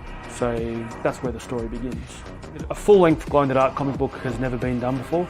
Quite a difficult thing to do, so I just thought it would be a cool challenge to try to take on. I see you guys, we just have only 2 videos so far. Thank you. So when the glow-in-the-dark turns on, certain elements will be revealed that wouldn't otherwise be there. We're asking... Got it.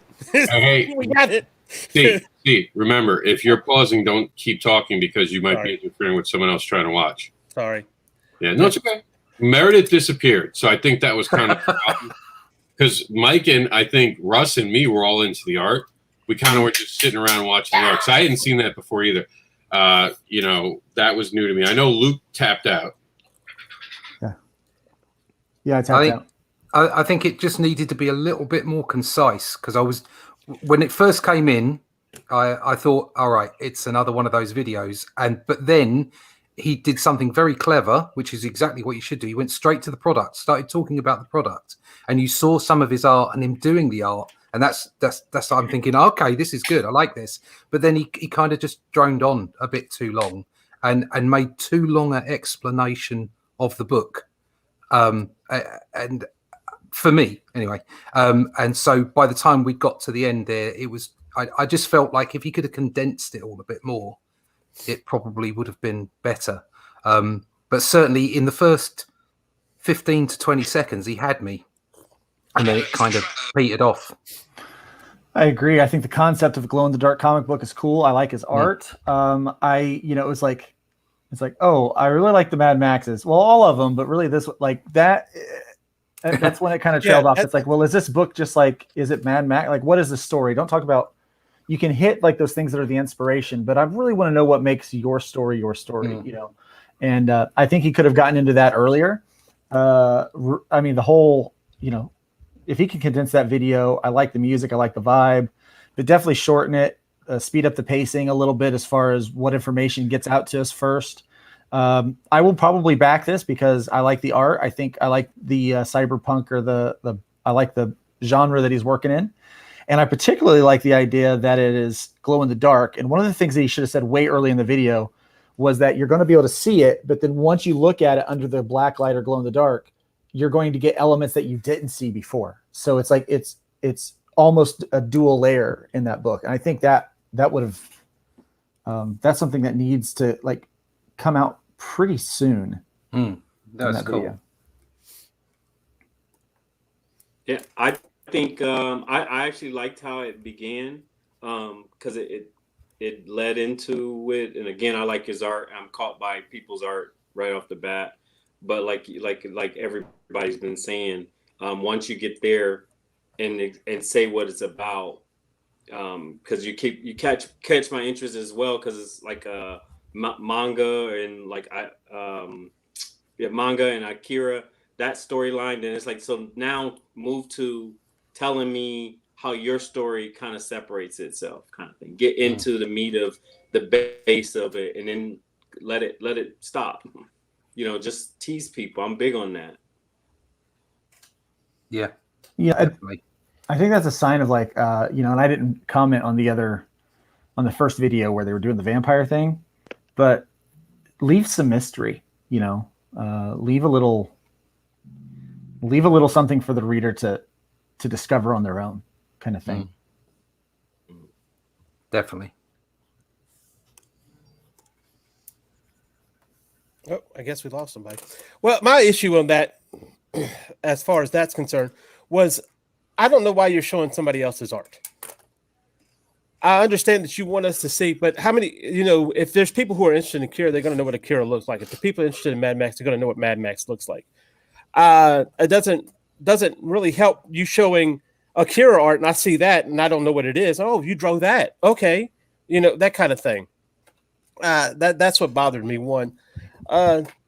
Two, I thought his intro was kind of weak, to be honest. In fact, I can't even remember it well enough to really comment anymore about it. But yeah, if he gotten into the story again, once again, he goes through this whole long spill and then says that's only the beginning, and I can't retain all the information that he gave.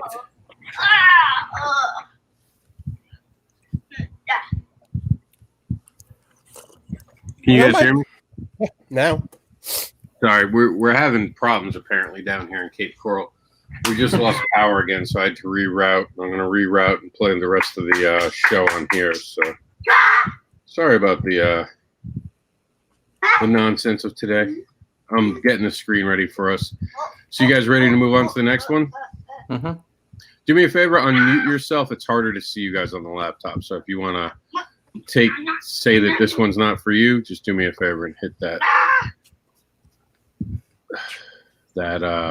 unmute button and say I am muting. I'm going to mute now because Jack's going crazy. But here's the Lords of Cosmos.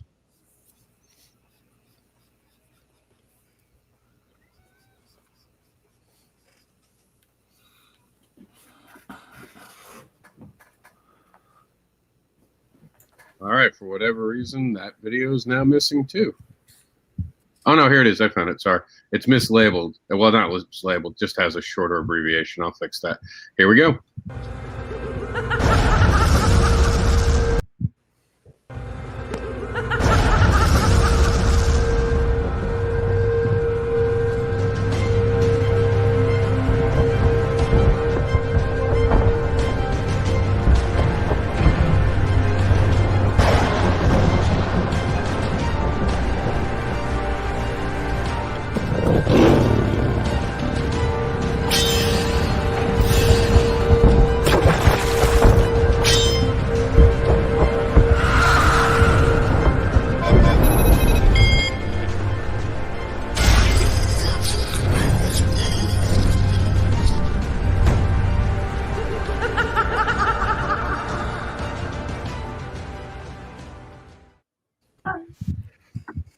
What'd you guys think?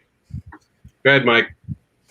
I was just about to my hand up. It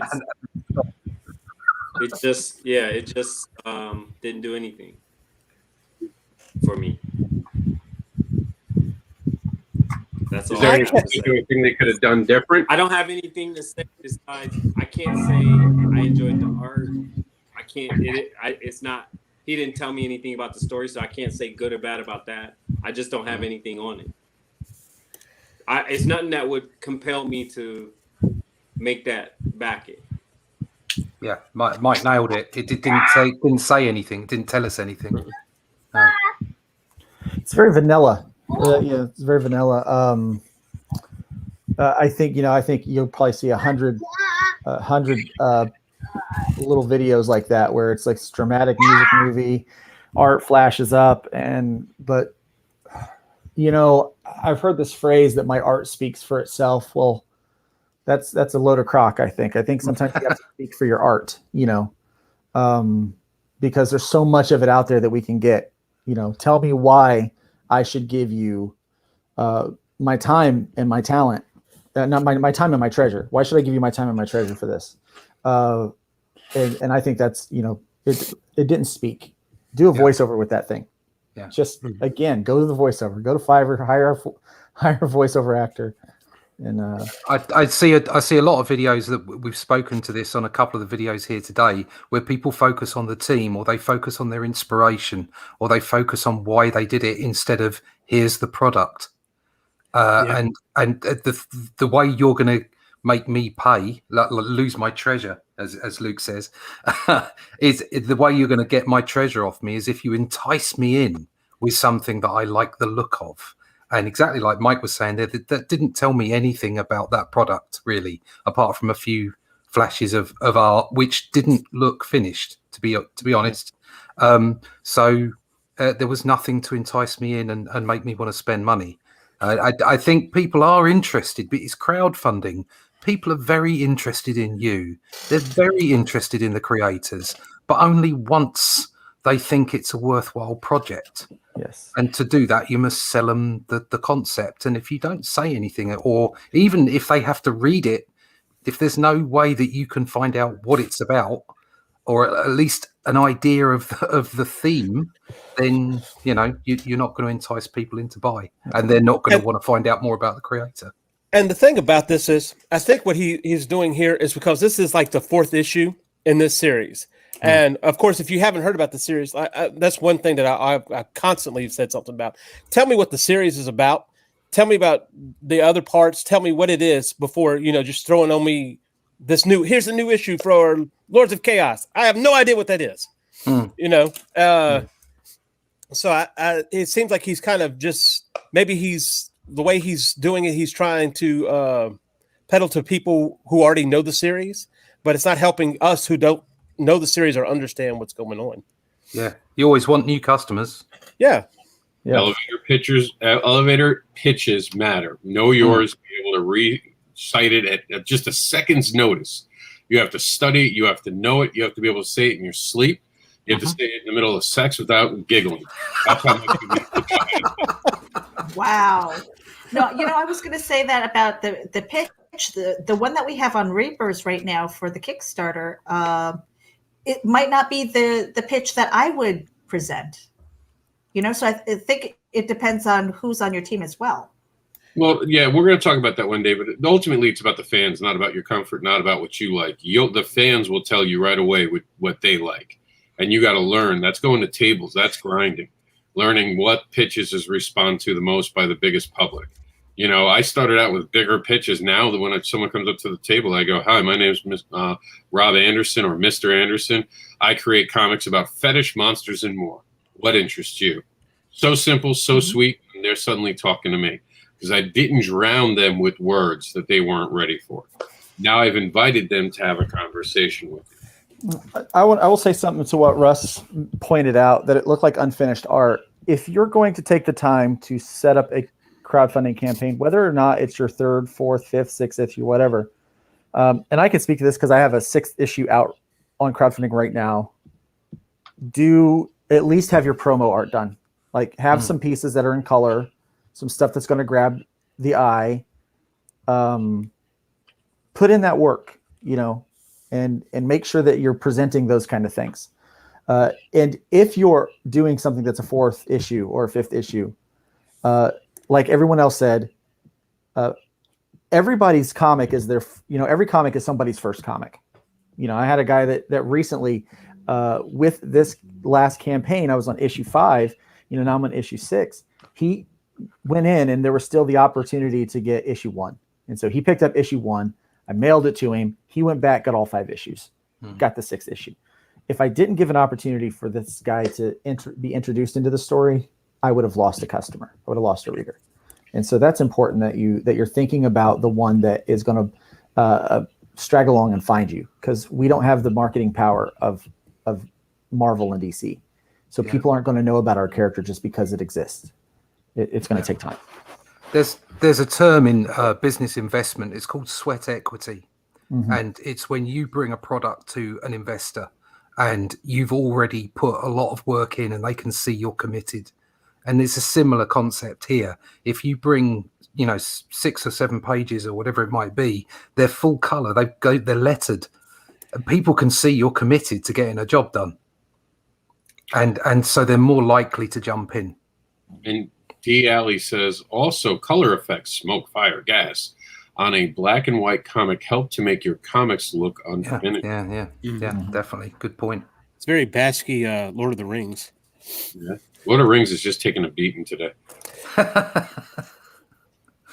And we're not going to play, of course, Hybrid's video because we already played it today. And you can back it now through February 29th on Indiegogo. Our good friend J.D. Calderon comes back to us with Oswald Chronicles, Meredith Behave, and you know what I mean. We're going to play his video right now for everyone to watch. So here it is. This is the Oswald Chronicles for its 100th time on Kickstarter. Take it away, JD. Hello everyone, this is JD Calderon, the writer and creator of the Oswald Chronicles, and I'm here to tell you about We Were Just Passing Through, a tale where a group of Calcians, an ancient magic-wielding race, find themselves on the run from their enemies, the Grogs. Their amounts aspect ratio, find their way onto the moles of Park and Oswald's home. Attempting to forget warrior queens and their armies, Oswald and his newfound friends find themselves once again involved in a power struggle that could decide the fates of 2 races while introducing Oswald to new forms of magic he never dreamt of. We're also offering up the prose chapbook, The Trial of Oswald, where Oswald must answer for the destruction of the Mar Empire and their capital city, Wendara. Please go check out the various reward levels. We have Silver, Sketch, and Virgin. All right. Mike had tapped out. It was so bad he left the show. That's I'm kidding. Oh, we love JD. Mike will be right back, and he'll tell us what about it. To me, right away, it was the aspect ratio. He's done enough of these that he should know that aspect ratio is wrong.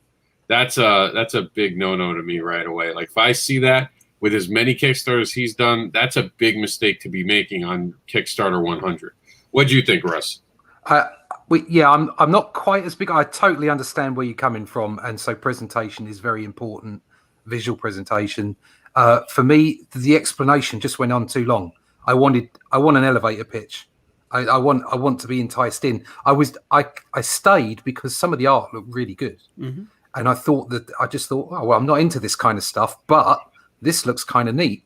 But for me, it just went on too long. It carried on too long. So there were no beats to the explanation.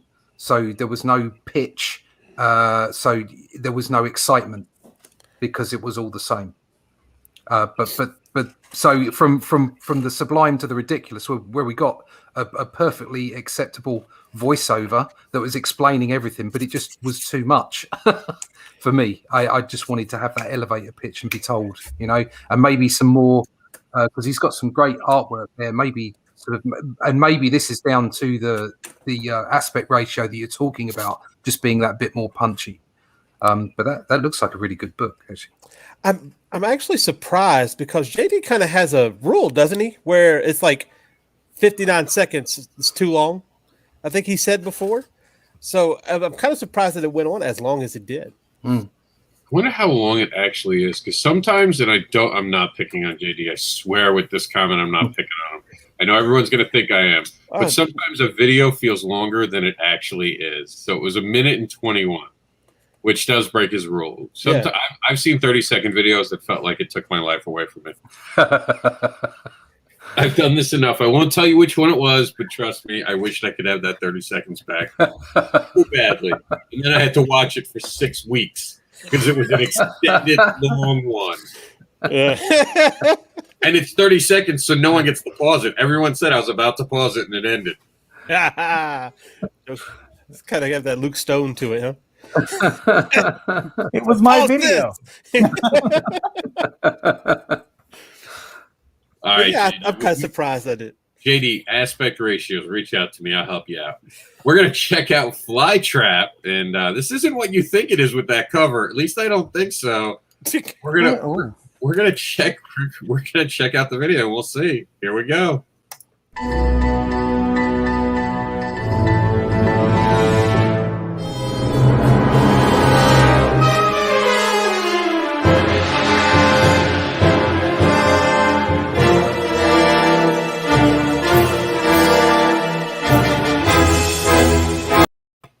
All right, I haven't played that before. I'm worried that could be copyrighted stuff. So I'm going to switch over to here and mute it since they're not doing anything, because I don't want to get a copyright strike today. Today's been one of those days. So if it's just going to be images, I'll play. It could not be. I didn't have time today to run it through Shazam like I normally would. So we have a genius scientist. There we got a redhead. It's inspired by the 1986 The Fly.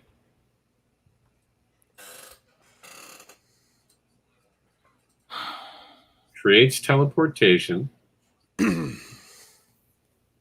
leading to the discovery of time travel and the end of the world. I don't know. I feel like we've seen this 1,000 times. This kind of story, you know what I mean? I see you, Mike. You can just talk. Go ahead, see. Well, yeah. Again, it's getting a little long-winded. He could have shortened that whole explanation up in 5 seconds. That's too long. 2 seconds, honestly. Inspired by the 1986 The Fly, he invents time travel and ultimately ends the world. Boom. Yeah. There you go. That's it. Yeah.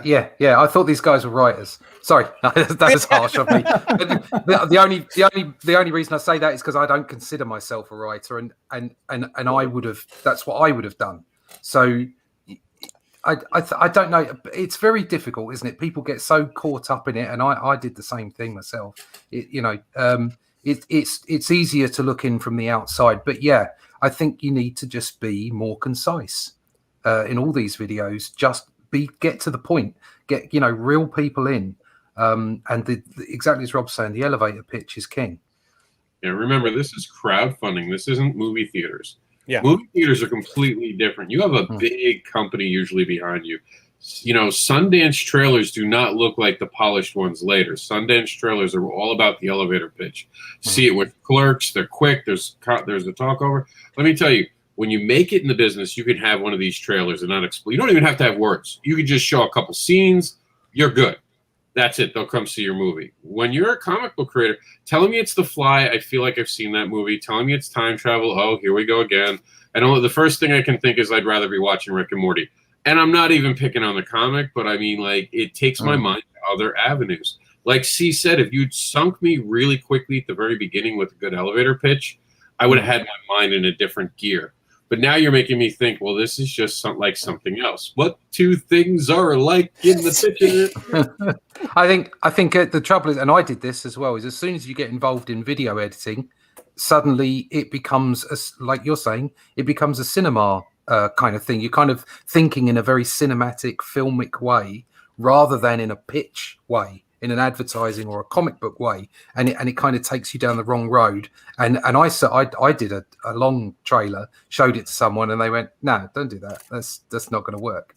And so I took everything in that trailer and took it down to like 30 seconds, and that worked better for me. I had a story trailer, but that was after I'd already done the pitch trailer, and I've learned so much from that process and so much from other people, like shows like this, but also other people giving me advice. It's really important to get that trailer out to other people and other creators. If you've got an editor, run it past your editor, because they will be able to tell you where you're slipping up and where you can get to that audience far more in a far more focused way. Yeah, and T. Alley says they don't add to the comic if you're ready. You don't understand what the story is. As an animated motion graphics person, this makes it look poorly. And I hate motion graphics. Everyone in this room probably has heard me rant about how much I hate of motion, because it's a comic book. It's not meant to have motion. You want to do cartoons, God bless you. Tell me where to watch it. But if it's a comic book, treat it. And Marvel does this. DC does it. So I understand. I hate it. I hate it. Something I think he did have right was his presentation, as far as, and this is not my kind of style of art. It's not It didn't hook me for the style. But after I'd seen a few of the screens, it was full color. It was presented well. So there's lots of good stuff in there. It needs to be tightened. And D said, like Russ said, you got to have beats. Catch the viewer's attention in the first 3 seconds. Exactly. Give them a teaser. Like when like what JD does where he puts his logo up. I don't give a shit about your logo. I didn't turn a video on to see your logo.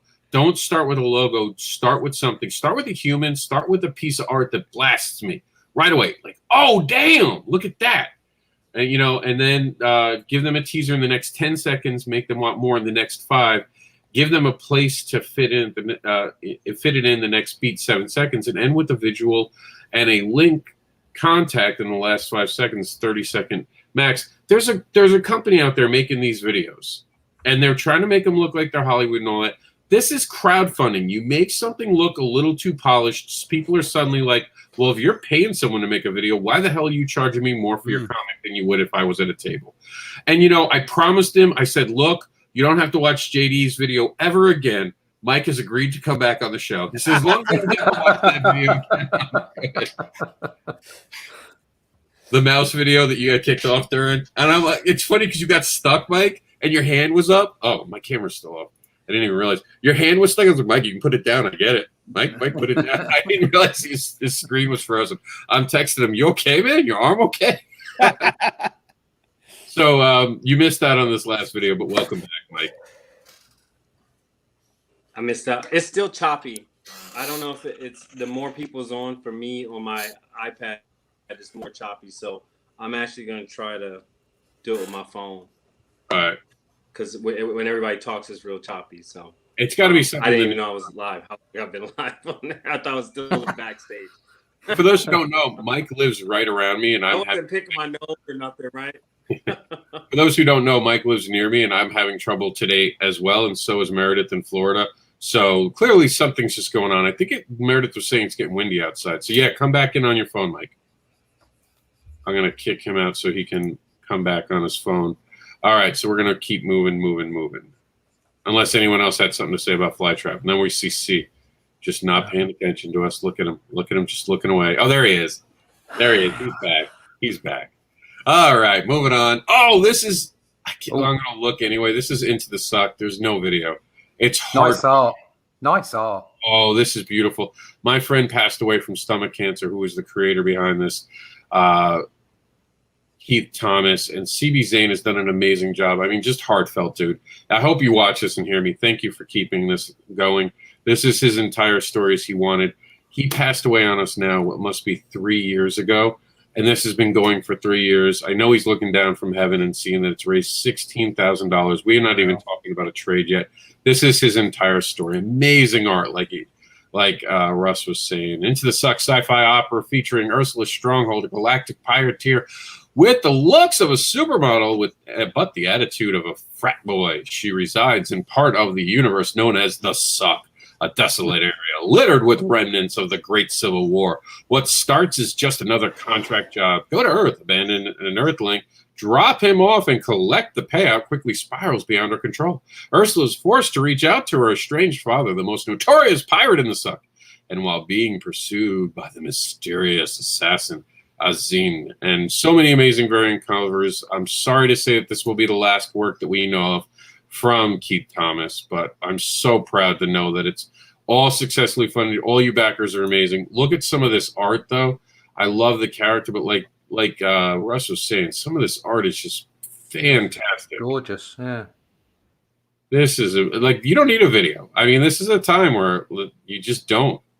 You let the work speak for itself. Just amazing, amazing. Some naughty covers for you naughty people watching. And stickers. So there we go. Stickers in the campaign. Here's some of the line art. Look at that line art. CB Zane is such a talented dude. Humble, too. Like, that dude is always so nice. You meet him, he's so genuine. Could not have happened to two nicer people. You got some cosplay covers for you cosplayers out there and cosplayer enthusiasts. And here this looks like more like March Madness. Look at all those covers, right? They all like have to fight to see who will be the cover of the trade. It's gonna be like 1,000 covers for the trade. Who are we kidding? All right, so no video to pause, but we're gonna move on to the next one that we can. And this is brand new to us. Flint book number 5. This is well, we're gonna find out. I've never seen this. We got it. This was from our email. Someone sent us an email. So here is Flint book, which Flintlock. Oh, sorry, Flintlock. Thank you. I was reading the book thing and I got all confused. I'm getting old. That happens to us old people. And damn it if this thing hasn't downloaded yet. So it must have happened in the middle of it. So really quickly, while we have you on the line, just tell us a little bit about Into the Death while I'm stalling frantically. Russ. Oh, this book? No, Only Death Can Save Us. Oh, right. Okay. Oh, my book. My book. Yeah. Only Death Can Save Us. There you go. Elevate the pitch. It's been a while, actually, since I've had to do one. It's a Bronze Age-inspired cosmic fantasy romp that sees a retired entity, Death, leap from his ethereal retirement to save a young soul and the universe. It's 60 pages of Bronze Age-inspired art and fun. There's no agenda in it. It's just there for you to enjoy. You can look deeper into it. I've got some meta stuff in there. I like a bit of quantum physics and some esoteric stuff. But if you just want a journey with big guys punching the living daylights out of each other and killing demons, then you can have that as well. There's no red blood in it. So it's for all ages. There's nothing too gory in it, and it's just fun, really. All right. And I love it. We have the 8 pages, of course, in the Continuum now. Thank you for giving us the time we needed, Russ, to get this video uploaded. Here we go. This is Flintlock now. If my tongue will work with me, we'll get through this show yet today. Here we go.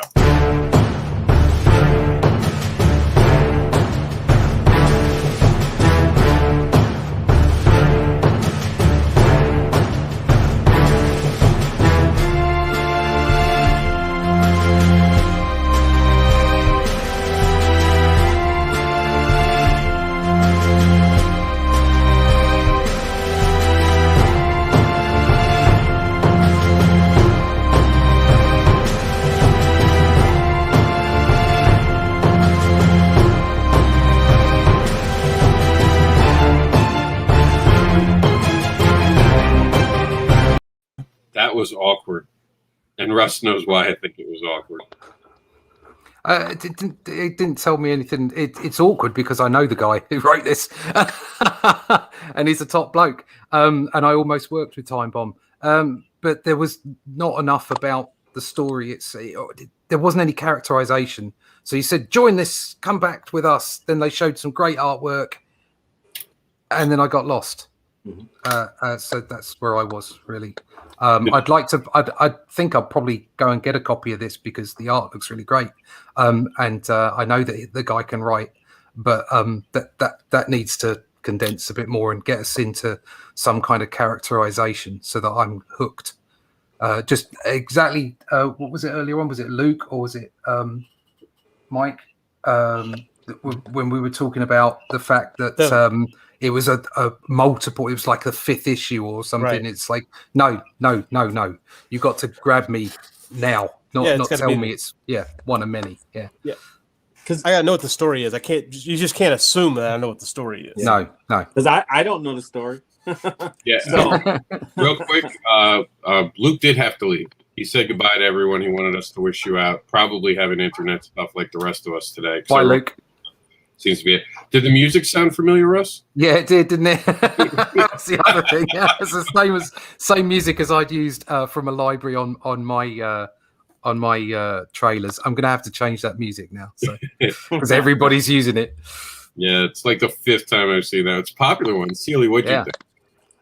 Again, it's book 5, and I'm not vested enough to say I'm ready to go into book 5. And if you're leading into something, then just get me into the story. I mean, the art, actually, I like the art. Looks good. I like the background stuff. But it was like, and then I don't know if you can get to it faster. I think you can speed up I know we got technology where you can flow a lot quicker than like dun dun dun dun dun dun dun dun dun dun. It's not that epic that it needs to be that slow. It plays very little into the story to go, I'm slowly showing you the book cover kind of thing and stuff. So and so move past that, get me into what it's about. And again, tease me. See, and I was really impressed with the artwork, and I didn't mind it so much. But then I was like, is there going to be voiceover? And again, that just goes to my habit of seeing it twice. I watch it the first time, I listen to it the second time. It didn't bother me so much that it says book 5. I would be curious to know if it was a standalone, if I could get just that, or do I need to get a catch-up pack, which then, in my head, I'm thinking, okay, do I have the budget for that? So, those are things that would, so that would be things that I would look at. I would look at the campaign though, because of that, but the video itself, a little voiceover goes a long way. Yeah, it does. Yeah. That I would look at. At the campaign though, because of that, but Sorry, the video itself. I'm trying to. Dee had asked. I'm everywhere. what Russ's link is, so I'm trying to see where she actually did it, so I can give it to her. We put it in our chat on YouTube. Go ahead. Thank you. You can also find me at www.onlydeathcansavus.com. There is a link there to the Indiegogo campaign, and you can find out more about the book as well. Perfect. All right. Yeah, I wanted to make sure we got that out there. Yeah, I think it is important if you're going to do multiple books. Like, for instance, I'm going to be coming out in the summer with my second campaign for the second book in the series. And somebody did ask me in the first campaign, do you have to buy all the books? And I would prefer it if you did. But the idea would be just like the old comic books. Like, you could go and pick up a Spider-Man comic. Yes. And eventually you'd kind of find out what went on before, but it was about the story that happened in that book. So, I'm trying to make the 3 books so that if you just wanted to pick up one because you like the look of it, it's got a not a cliffhanger, but it has a lead into the next book. But if you don't read that last page, you can just enjoy the book completely uniquely on its own because it's a romp, it's a story, and that's the trouble with having multiple books. I think he needs in that to make it clear and say this is one of 5 anthologies we have out at the moment. It's a continuing story, but this book is about this, and you're gonna you can enjoy it on its own, so that people get the choice and they feel like they can jump in and go get the other books at their leisure if they want to. Yeah, I'm a big proponent of that because when he said that about Spider-Man comics, I'm a big proponent because as a kid or when a young adult, I didn't have money to get every single issue, but I knew even if I picked up one 5 months later and then could go back and buy a previous book, I still got a standalone story and it had connective tissue to it, but that made you go, oh, let me go read the past because it kind of touched on it, but I couldn't read it, but I still got a complete story, and that was still kept me into it and say I become a fan of this character, not because I could read the story and see how he took care of this particular incident that he had, but I want to find out more because they said something about it in the past. All right, guys, you got a few more for today, and we're just about out of time, so it's perfect. We can take a few minutes to get this. I think this is Whittaker. Am I saying that right? Whittaker, maybe? Whittaker, that can work. Whittaker Knox book 2. Let's check it out.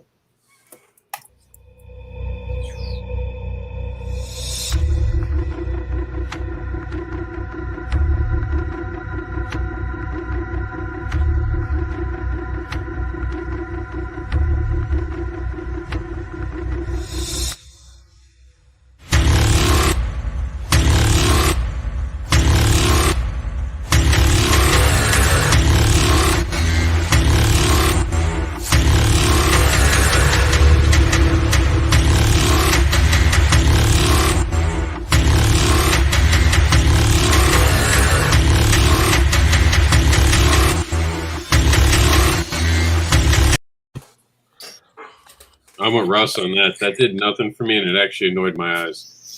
It was an assault on the senses.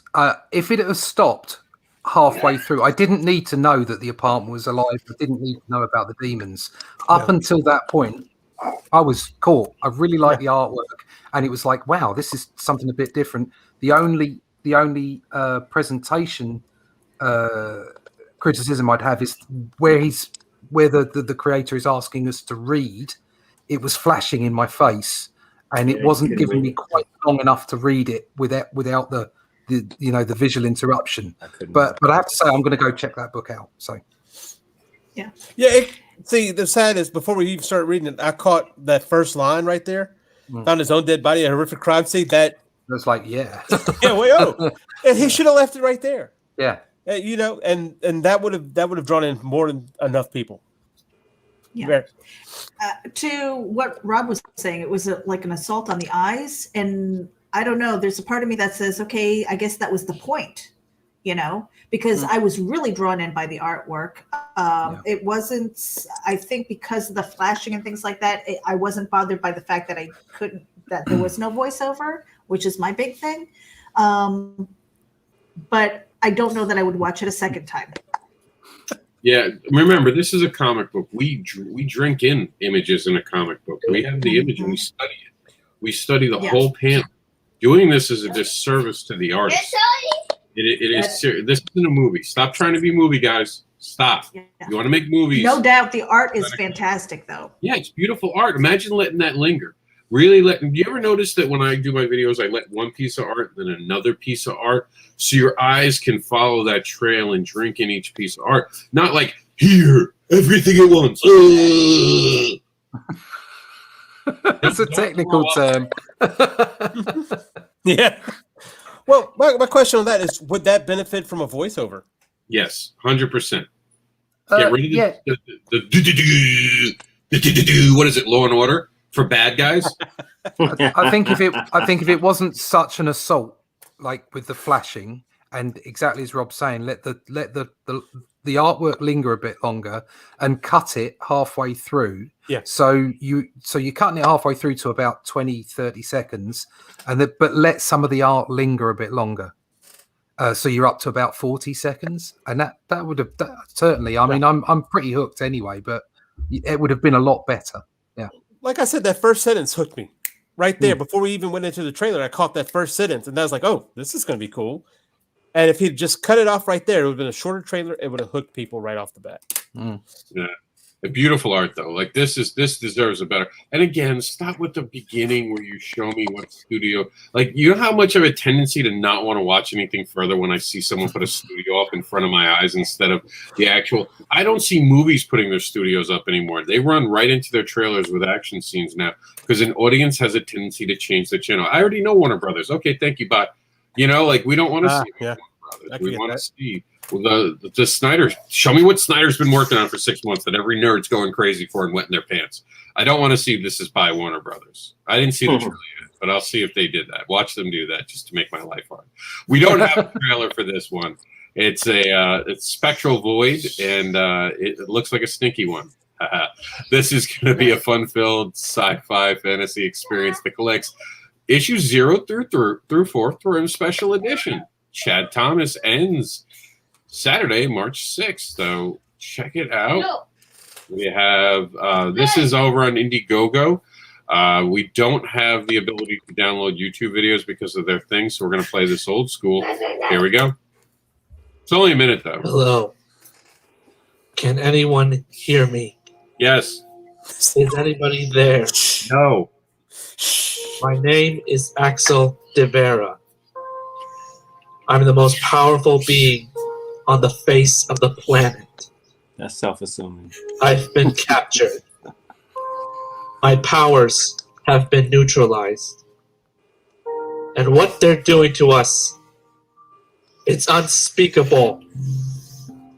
If anyone is out there, if anyone can hear me, please. Hold on, I gotta call 911. I'll be right back.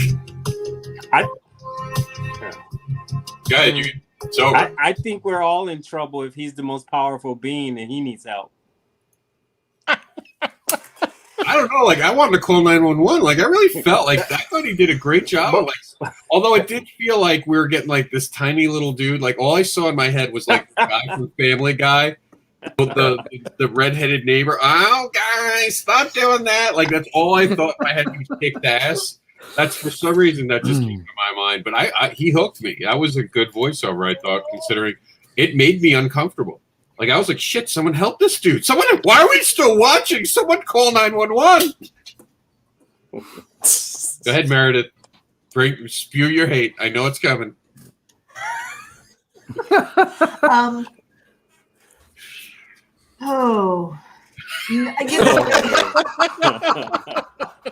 That's a good sign. Oh. Take that for a later video I make.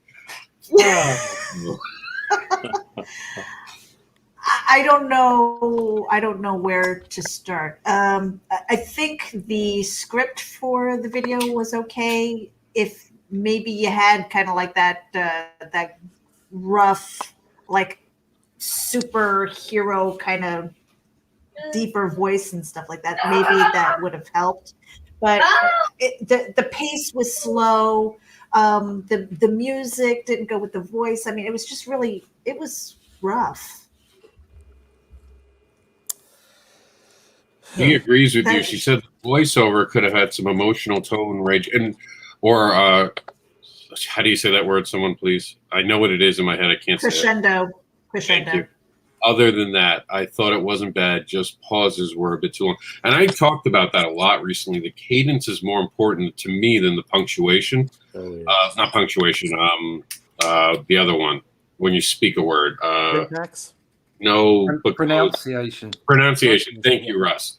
You can mispronounce a word, but if you say it the right way, they'll just review it as an accent thing, possibly. But if you don't have that tonal thing, it can erupt, and people will have tonal issues with things. And we've seen that a lot in these videos where people are like, to me, he made me terrified. So I thought it fit, but I definitely hear everyone in the room.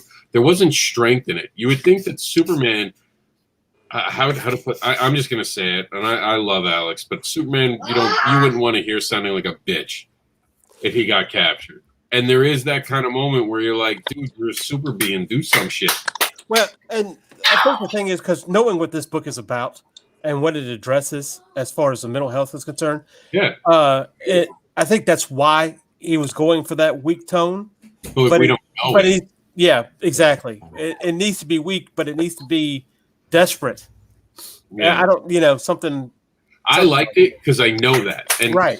And I forgot about that. I know where this is grounded. And I didn't realize once coming in as a fan of the work, it changes how you look at it. You know what I mean? Like, because, all I'm thinking is Art from Family Guy. Oh, guys, I can't get it out of my head because that's just it. It's like, I'm going to kick your ass, but that's just the voice of it because I voices are important to me. But I like it. Go ahead, Meredith. I was going to say, kind of speaking to what C said, I don't have any context with this. We interviewed him. So the thing that I would say, that I would recommend, is that if you're going to go all out, if there's that desperation, you want to hear the desperation. If it's a strong voice, you want a strong voice with the strong music. That in-between stuff, that's where it gets really, really sloppy. And then there's that doubt. Exactly. Dee says, I say this every week, but are these pitch video for fans or for newcomers to your video? Your fans won't watch your video. Here's a shocker. Most of your fans will never watch your video because they know it. They know your stuff. The people watching the video are like, They are the on the fence people. They need more information. That is perfect, Dee. I've said it a lot of times, and Mike said some amazing dialogue. Batman, please gather your Bat family. It's Superman, and I have been beat down. And they have kryptonite sheep. Very funny. I don't know. I would encourage everybody to check out Fiverr. There are multiple people on there with excellent voices, and it won't cost you an arm and a leg. It really won't. If you're going to put a few words together, I had 3 pages read by 3 different voice artists, and it cost me less than $70. Wow. I mean, and they were good. They were really good. So I really do encourage you to go and find people on there, because you don't have to put a lot of voice on, just a few lines. And if it's read exactly as you're saying, Rob, if it's read really well, people will respond to that. And do your elevator pitch before you go into the story. Real quick, very beginning, elevator pitch, boom, 5 seconds, like Dee said. Get it in there, quick. Hit them with the elevator pitch, then go into that. Show the cover of your book if you have to. You have, what, 4 issues at this point? Boom, boom, boom. Have them pop as you're doing your elevator pitch. And exactly like Mike was saying on there, if that's the most powerful being, and we're all screwed. So, maybe come at it from a slightly different perspective, so that you can encourage people into the story, because it's kind of like, all right, that's the story then. It's a punk. It's a punk stepping in because he needs, Imagine when the bad guys have to save the good guy. I don't want to save him. No, screw him. If he has a Joker, the Joker. Only the Joker, right? I thought the same thing. Like the Joker would get Batman. You ain't killing him. You're not killing him. That's all my fun. Like he would let Harley die to save Batman. That's Joker. That's Joker. Yeah. Right? All right, so we are live with the Continuum. We have one more never before seen on a live video stream video to play. We had one more. I'm sorry that Luke's not here to see that last video. But before we do that, we want to talk about what's in demand, including Russ's Only Death Can Save Us. That's right. You can get the full story. So when you back us and you fall in love and you get those free those first 8 pages of his actual Only Death Can Save Us, he's got a full volume ready to go. How many pages is it? It's 60 pages of story. It's 96 pages of content.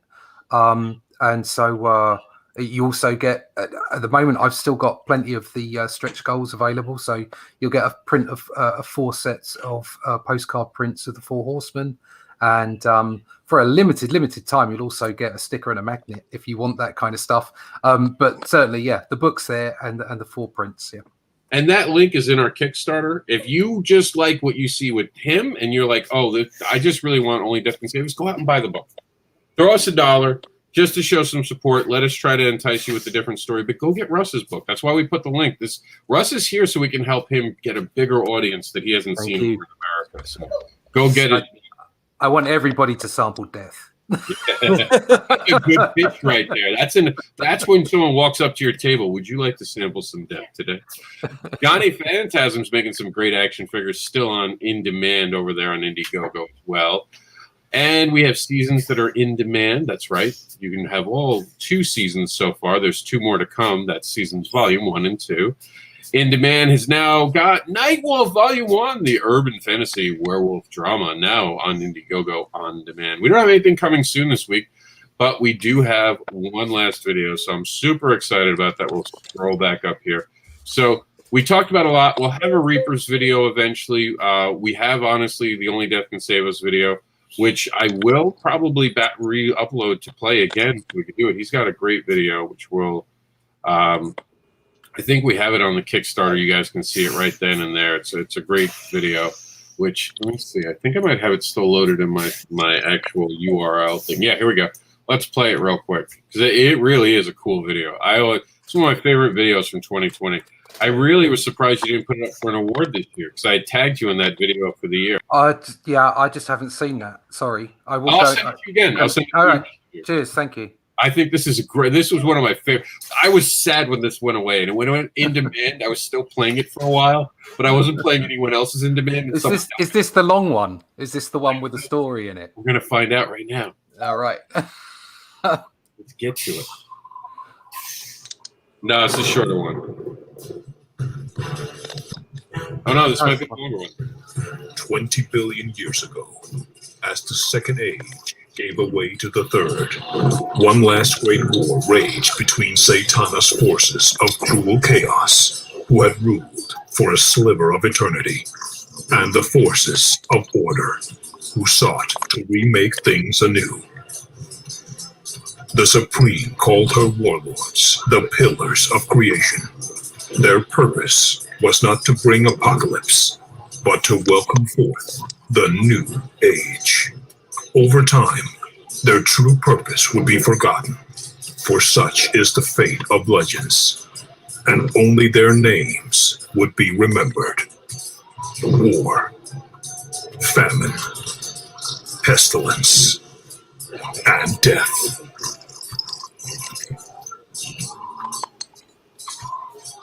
Damn, I love demons. Wretched things. You preach to the converted, brother. Their vile number seems limitless. 6,666 by my count. They have numbers, aye, but their arrogance will yet be their undoing. Mark my words, brothers. They speak true, Sister Pestilence. Even now, my mistress builds a prison to house them. A prison of love. She also knew that we lead them there. This is the word. Then let us draw succor from it. And thus it came to pass that the third age began with the vanquishing of evil and the renewal of life. But evil is patient. It clings to the dark places and waits for its moment to strike. We shall know glory this day, my brothers. What was won that day was a battle, not the war. That would come later.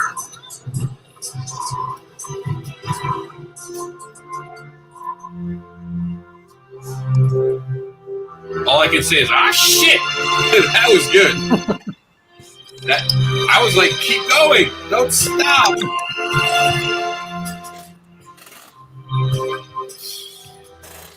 Just like she said, keep going. There we go.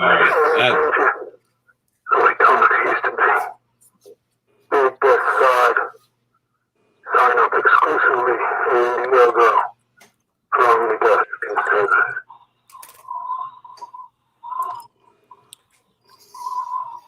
Now all I have to do is wait for Meredith to go on vacation so I can steal her copy. That's awesome. So you used Fiverr for those voiceover guys? Yeah, really good voices.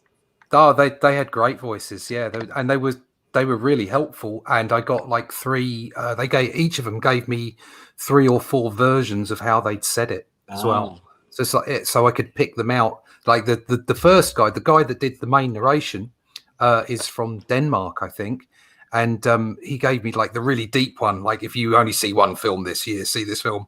And he gave me another one, and this one was just perfect. It was just like narrating a book. This is like a really long trailer. My other trailer is just 30 seconds long, and is literally just by the book, and the elevator pitch, and that's it. But I thought I'd put one together. I got given some advice to like give it a go, and I got some good responses from it. People liked it, so I think it's a good idea if you can do a couple. But definitely you do need that elevator pitch one. So yeah, I mean I can say this, but I like the black guy's voiceover too. Yeah. And I got that he was a black guy, and because just the tone of him, kind of. Oh, he had a wonderful voice. Yeah, deep and silky smooth. Yeah, like the one woman sounded like the girl from Siri, though. I was like, is that my bitch Siri? Cheating on me? Is she stepping out now and doing commercials? All right, so we have one last big surprise for the end of the program. We have the video for Wolf. Ooh. So this has not been seen. Actually, just finished getting cooked today. So check it out. Tell me what you think.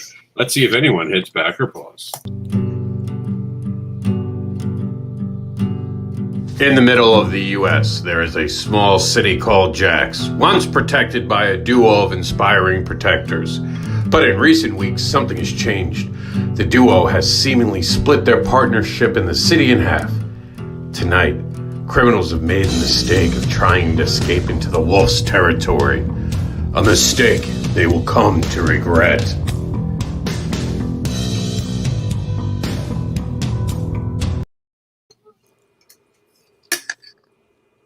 Cool. The only thing that I would adjust on that are some of the transitions, so it wasn't just like pop, pop, image. Oh, that's maybe because for those who have been following my journey, my computer has gotten tasked where its video card is now kind of screwy. It limps along, it does everything, but the video, I can't do any heavy video editing software, so I use OBS. And one of the things OBS does have is the hard cuts. But if that's all you have to complain about, I'll take that, because that's just a program thing. I'll take that all day. I thought it was cool, though, the music transition. I love to play with that music transition. Mike, were you here when we played your video? You were here, right? Me? Yeah. We're going to play that one for Russ. I'm just going to take time because I'm selfish. Russ, got to check this one out. I like the slight Hawaiian tone, too. All right, here we go. I think that was your intent. Hello, and thank you for your interest in the story of Eclipse. This is a tale of a hero whose sole purpose and priority is to protect the islands of the Pacific in Hawaii, his home. My name is Mike Seeley, and I'm the creator and artist for Eclipse.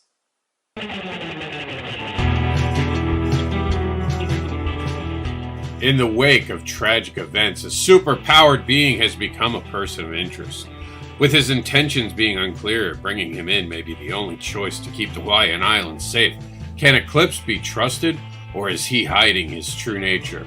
One that has the potential to burn down the Hawaiian Islands he calls home. The story of Eclipse is a catalyst to introduce a universe with the sole purpose of evoking excitement, wonder, and interest in what we all have grown to love in our favorite superhero comics and movies. Thank you for watching this video, and please consider backing, sharing this project to all your social media sites. In a million years, I can never make my voice sound that friendly. Nothing I could do. Nothing I could do in life to make my voice sound that. I like that. They got straight into what it was about. I enjoyed that, and the art's really nice, mate. I like that. Thank you. Thank you. Yeah. Is that actually part of the anthology as well? Yeah. I'm sure I recognise something on the front cover from that. The Lucky guy. Yeah, Lucky. Yeah. That's actually his name, Lucky. Lucky. Yeah. See, all that information that you could get from that video, it was all there out in front. It was great. Yeah. That makes me feel good. And you always wonder, because sometimes when you're so involved with the project, you know the backstory, you know everything. So when somebody watches a video and they have no idea, you're trying to convey as much as you can or catch people with little bits that they can actually kind of retell you, oh yeah, I noticed that guy, I noticed that character, and you almost you knew his name kind of thing. So it's obvious, but a soft coercion kind of thing. Yes, it's not too in your face. No, that was great. There was lots of information there, and it wasn't an assault on the senses. It was good. Thank you. And we always talk about it on this show, and I'll pass it to you in a second, Meredith. You can take a horse to water, but you can't make it drink, but you sure as hell can drown it. And a lot of creators try to give you too much, and they drown the person watching. Like that senses thing. You made me feel sick. I was done, and I don't like horror. But that story had something. And I watched the first video the first time they were around. I was more interested then than now because you tried to make it look like a horror film. I don't like horror films because of all that flashy. Someone tries to come fight me. There's no flashes in real life. There's no slow horror music. They just come hit me. Just come cut and hit me, man. Come at you with a flashlight. Yeah, Meredith. Well, I was going to say a couple of things. And this isn't because I'm saying you're ugly or anything, Rob, okay? This isn't a JD moment because I never called JD ugly, but I don't know that you needed to be on camera. No, I'm not part of this. This is Bobby Gregory. No, this is Bobby Gregory's book, and I'm just this was like I was talking about of previous Becker pause when I was like, okay, glad that JD wasn't on camera. It's not because I was calling him ugly. No, I'm talking about me. It was because I wanted to. I'm not the writer, so I shouldn't be. My face. I'm not talking. This isn't about you, Rob. I was saying that your reaction when I was saying JD, like it's a good thing JD wasn't on camera. Oh, we're talking about that. I'm sorry. I thought you were talking about the video. No. For this video, I'm telling you, for Mike, I don't know that I necessarily needed to see your face. on the video. I would have liked to see some more art, I think. And that's what I was saying to Rob. It's not because I think you're ugly. I think you're beautiful, but it's almost it like was I late see, and I had some bags, so right. And I wanted to see more art. But having said that, the voiceover, you have a very calming voice and things, and it's almost like having read the story, because I get a little bit of the back, behind the scenes and stuff. I'm like, oh, these people are going to be like surprised. It's like, boom, it's going to come. It's like, okay, is he blowing up stuff? So it's almost like, we're really nice and sweet now. And all of a sudden, boom, you're going to get the story of Eclipse. Well, the hardest thing with these videos you got to remember is we're basing on a 4 or 5 days. Right, and you don't want to give too much away. But the voiceover also, I would have amped up the volume just a little bit, because I felt like it was straining. And I know it's hard to find that sweet spot. Right. So that it's just enough over the music without either one canceling the other out, as far as like what I'm hearing. That's just how Mike talks. Mike's got a very soft tone. Yeah. I have him repeat things in restaurants constantly. He knows it, because we go out to eat, and I'm like, "What'd you just say?" Because like he does. He's a very soft-spoken person. And I know you can turn the volume up. Again, video software. You want to buy me a new computer, Meredith? I'm all. Christmas is coming again. My birthday's coming again. But it's seriously, when I get a newer computer finally, and I get everything goes back to normal. Are you an Apple guy or are you a Microsoft guy? I'm Apple because of all the creators in our field who are Apple.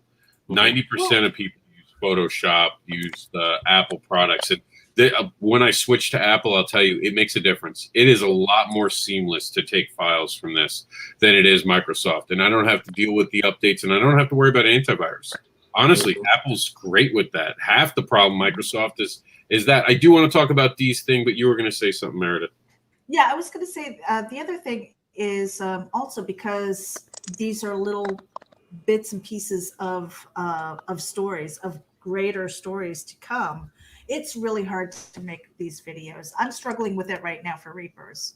I've got an idea of what's going on, and it's got to be short. It's going to be like 20 seconds, 30 seconds max for the greatest impact. And then, the struggle also is, how much is too much? How much do we want to reveal before you're like, seen it? Because we talked about that earlier with the trailers. It's like, have I seen the best parts of it? And you don't want to give too much away. So I am struggling with this. Do you think at all what when you watch the video about mine, you get too much or too little? I think it's just enough. The only thing that I had was, again, when I'm watching it with my eyes open, I like the visuals and stuff. Again, I didn't need to see you because I want to focus on the book. So that's where that comes from. As far as watching it with my eyes closed, I almost struggle to hear you. So I think that's just an editing thing where we could just amp up the volume a tiny bit and it would be fine. All right. So it's more of a technical thing. 2D's comment. One day someone's going to have to explain to Kickstarter and Indiegogo. You okay, Mike? Yeah. I stretched my chair. If he dies on us, everything in the book becomes more popular. Wait. What? No, do you? No, that'll be me later. Okay, that'll be me this afternoon.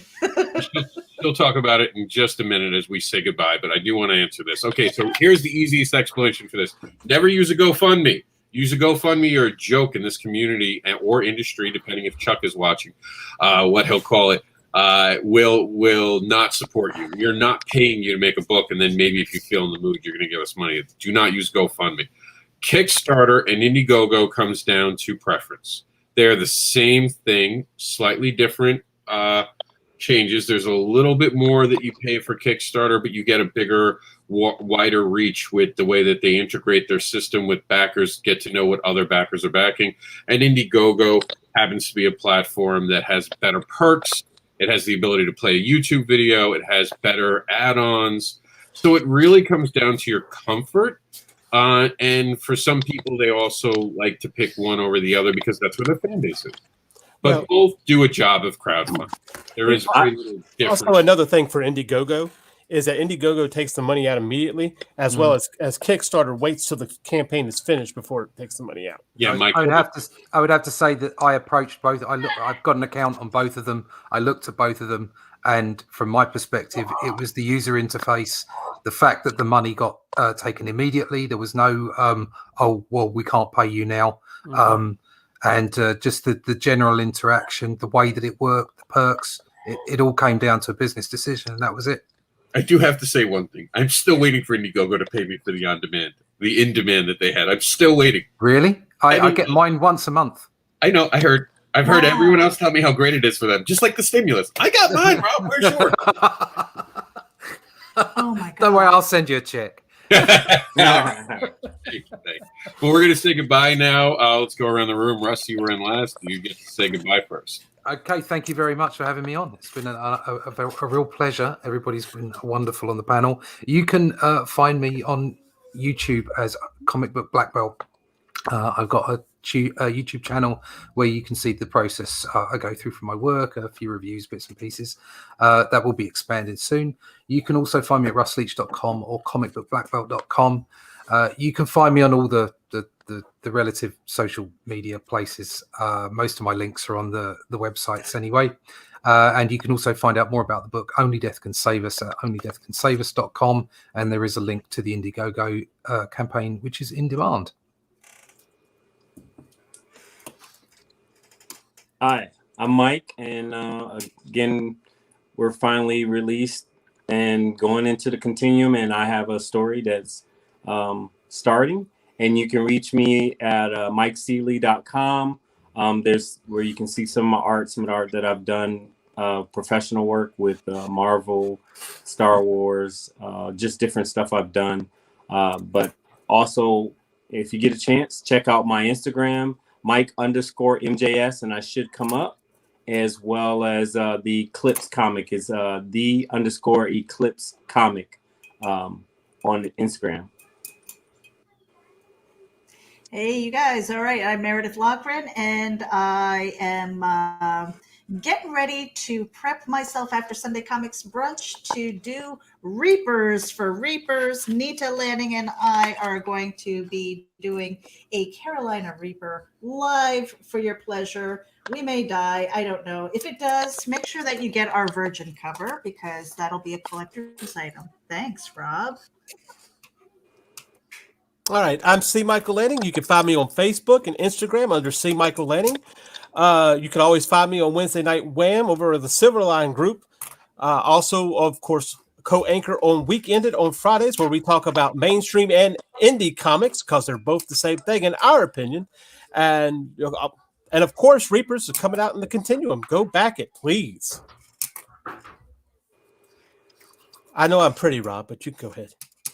I was not watching the Justice League trailer. That's not what I was doing. Yeah. I don't know what you were talking about. You could have talked just about 30 seconds longer, though, just for the record. I didn't want to get backer paused. So we're out, guys. Thank you. Please support the campaign today. Enter the Continuum. It is about the beginning of something that brings us all together, something that's tangible. The creators can all come and be in one place, in one space, and share a space and just support each other. So thank you for everyone who's already back. You're all awesome. Stay awesome. You know who I am, so I'm out of here. With that, we'll play Meredith's great outro. This is one of my favorite parts of the week is just this outro. And That's Vidania. Yep, we are out of here.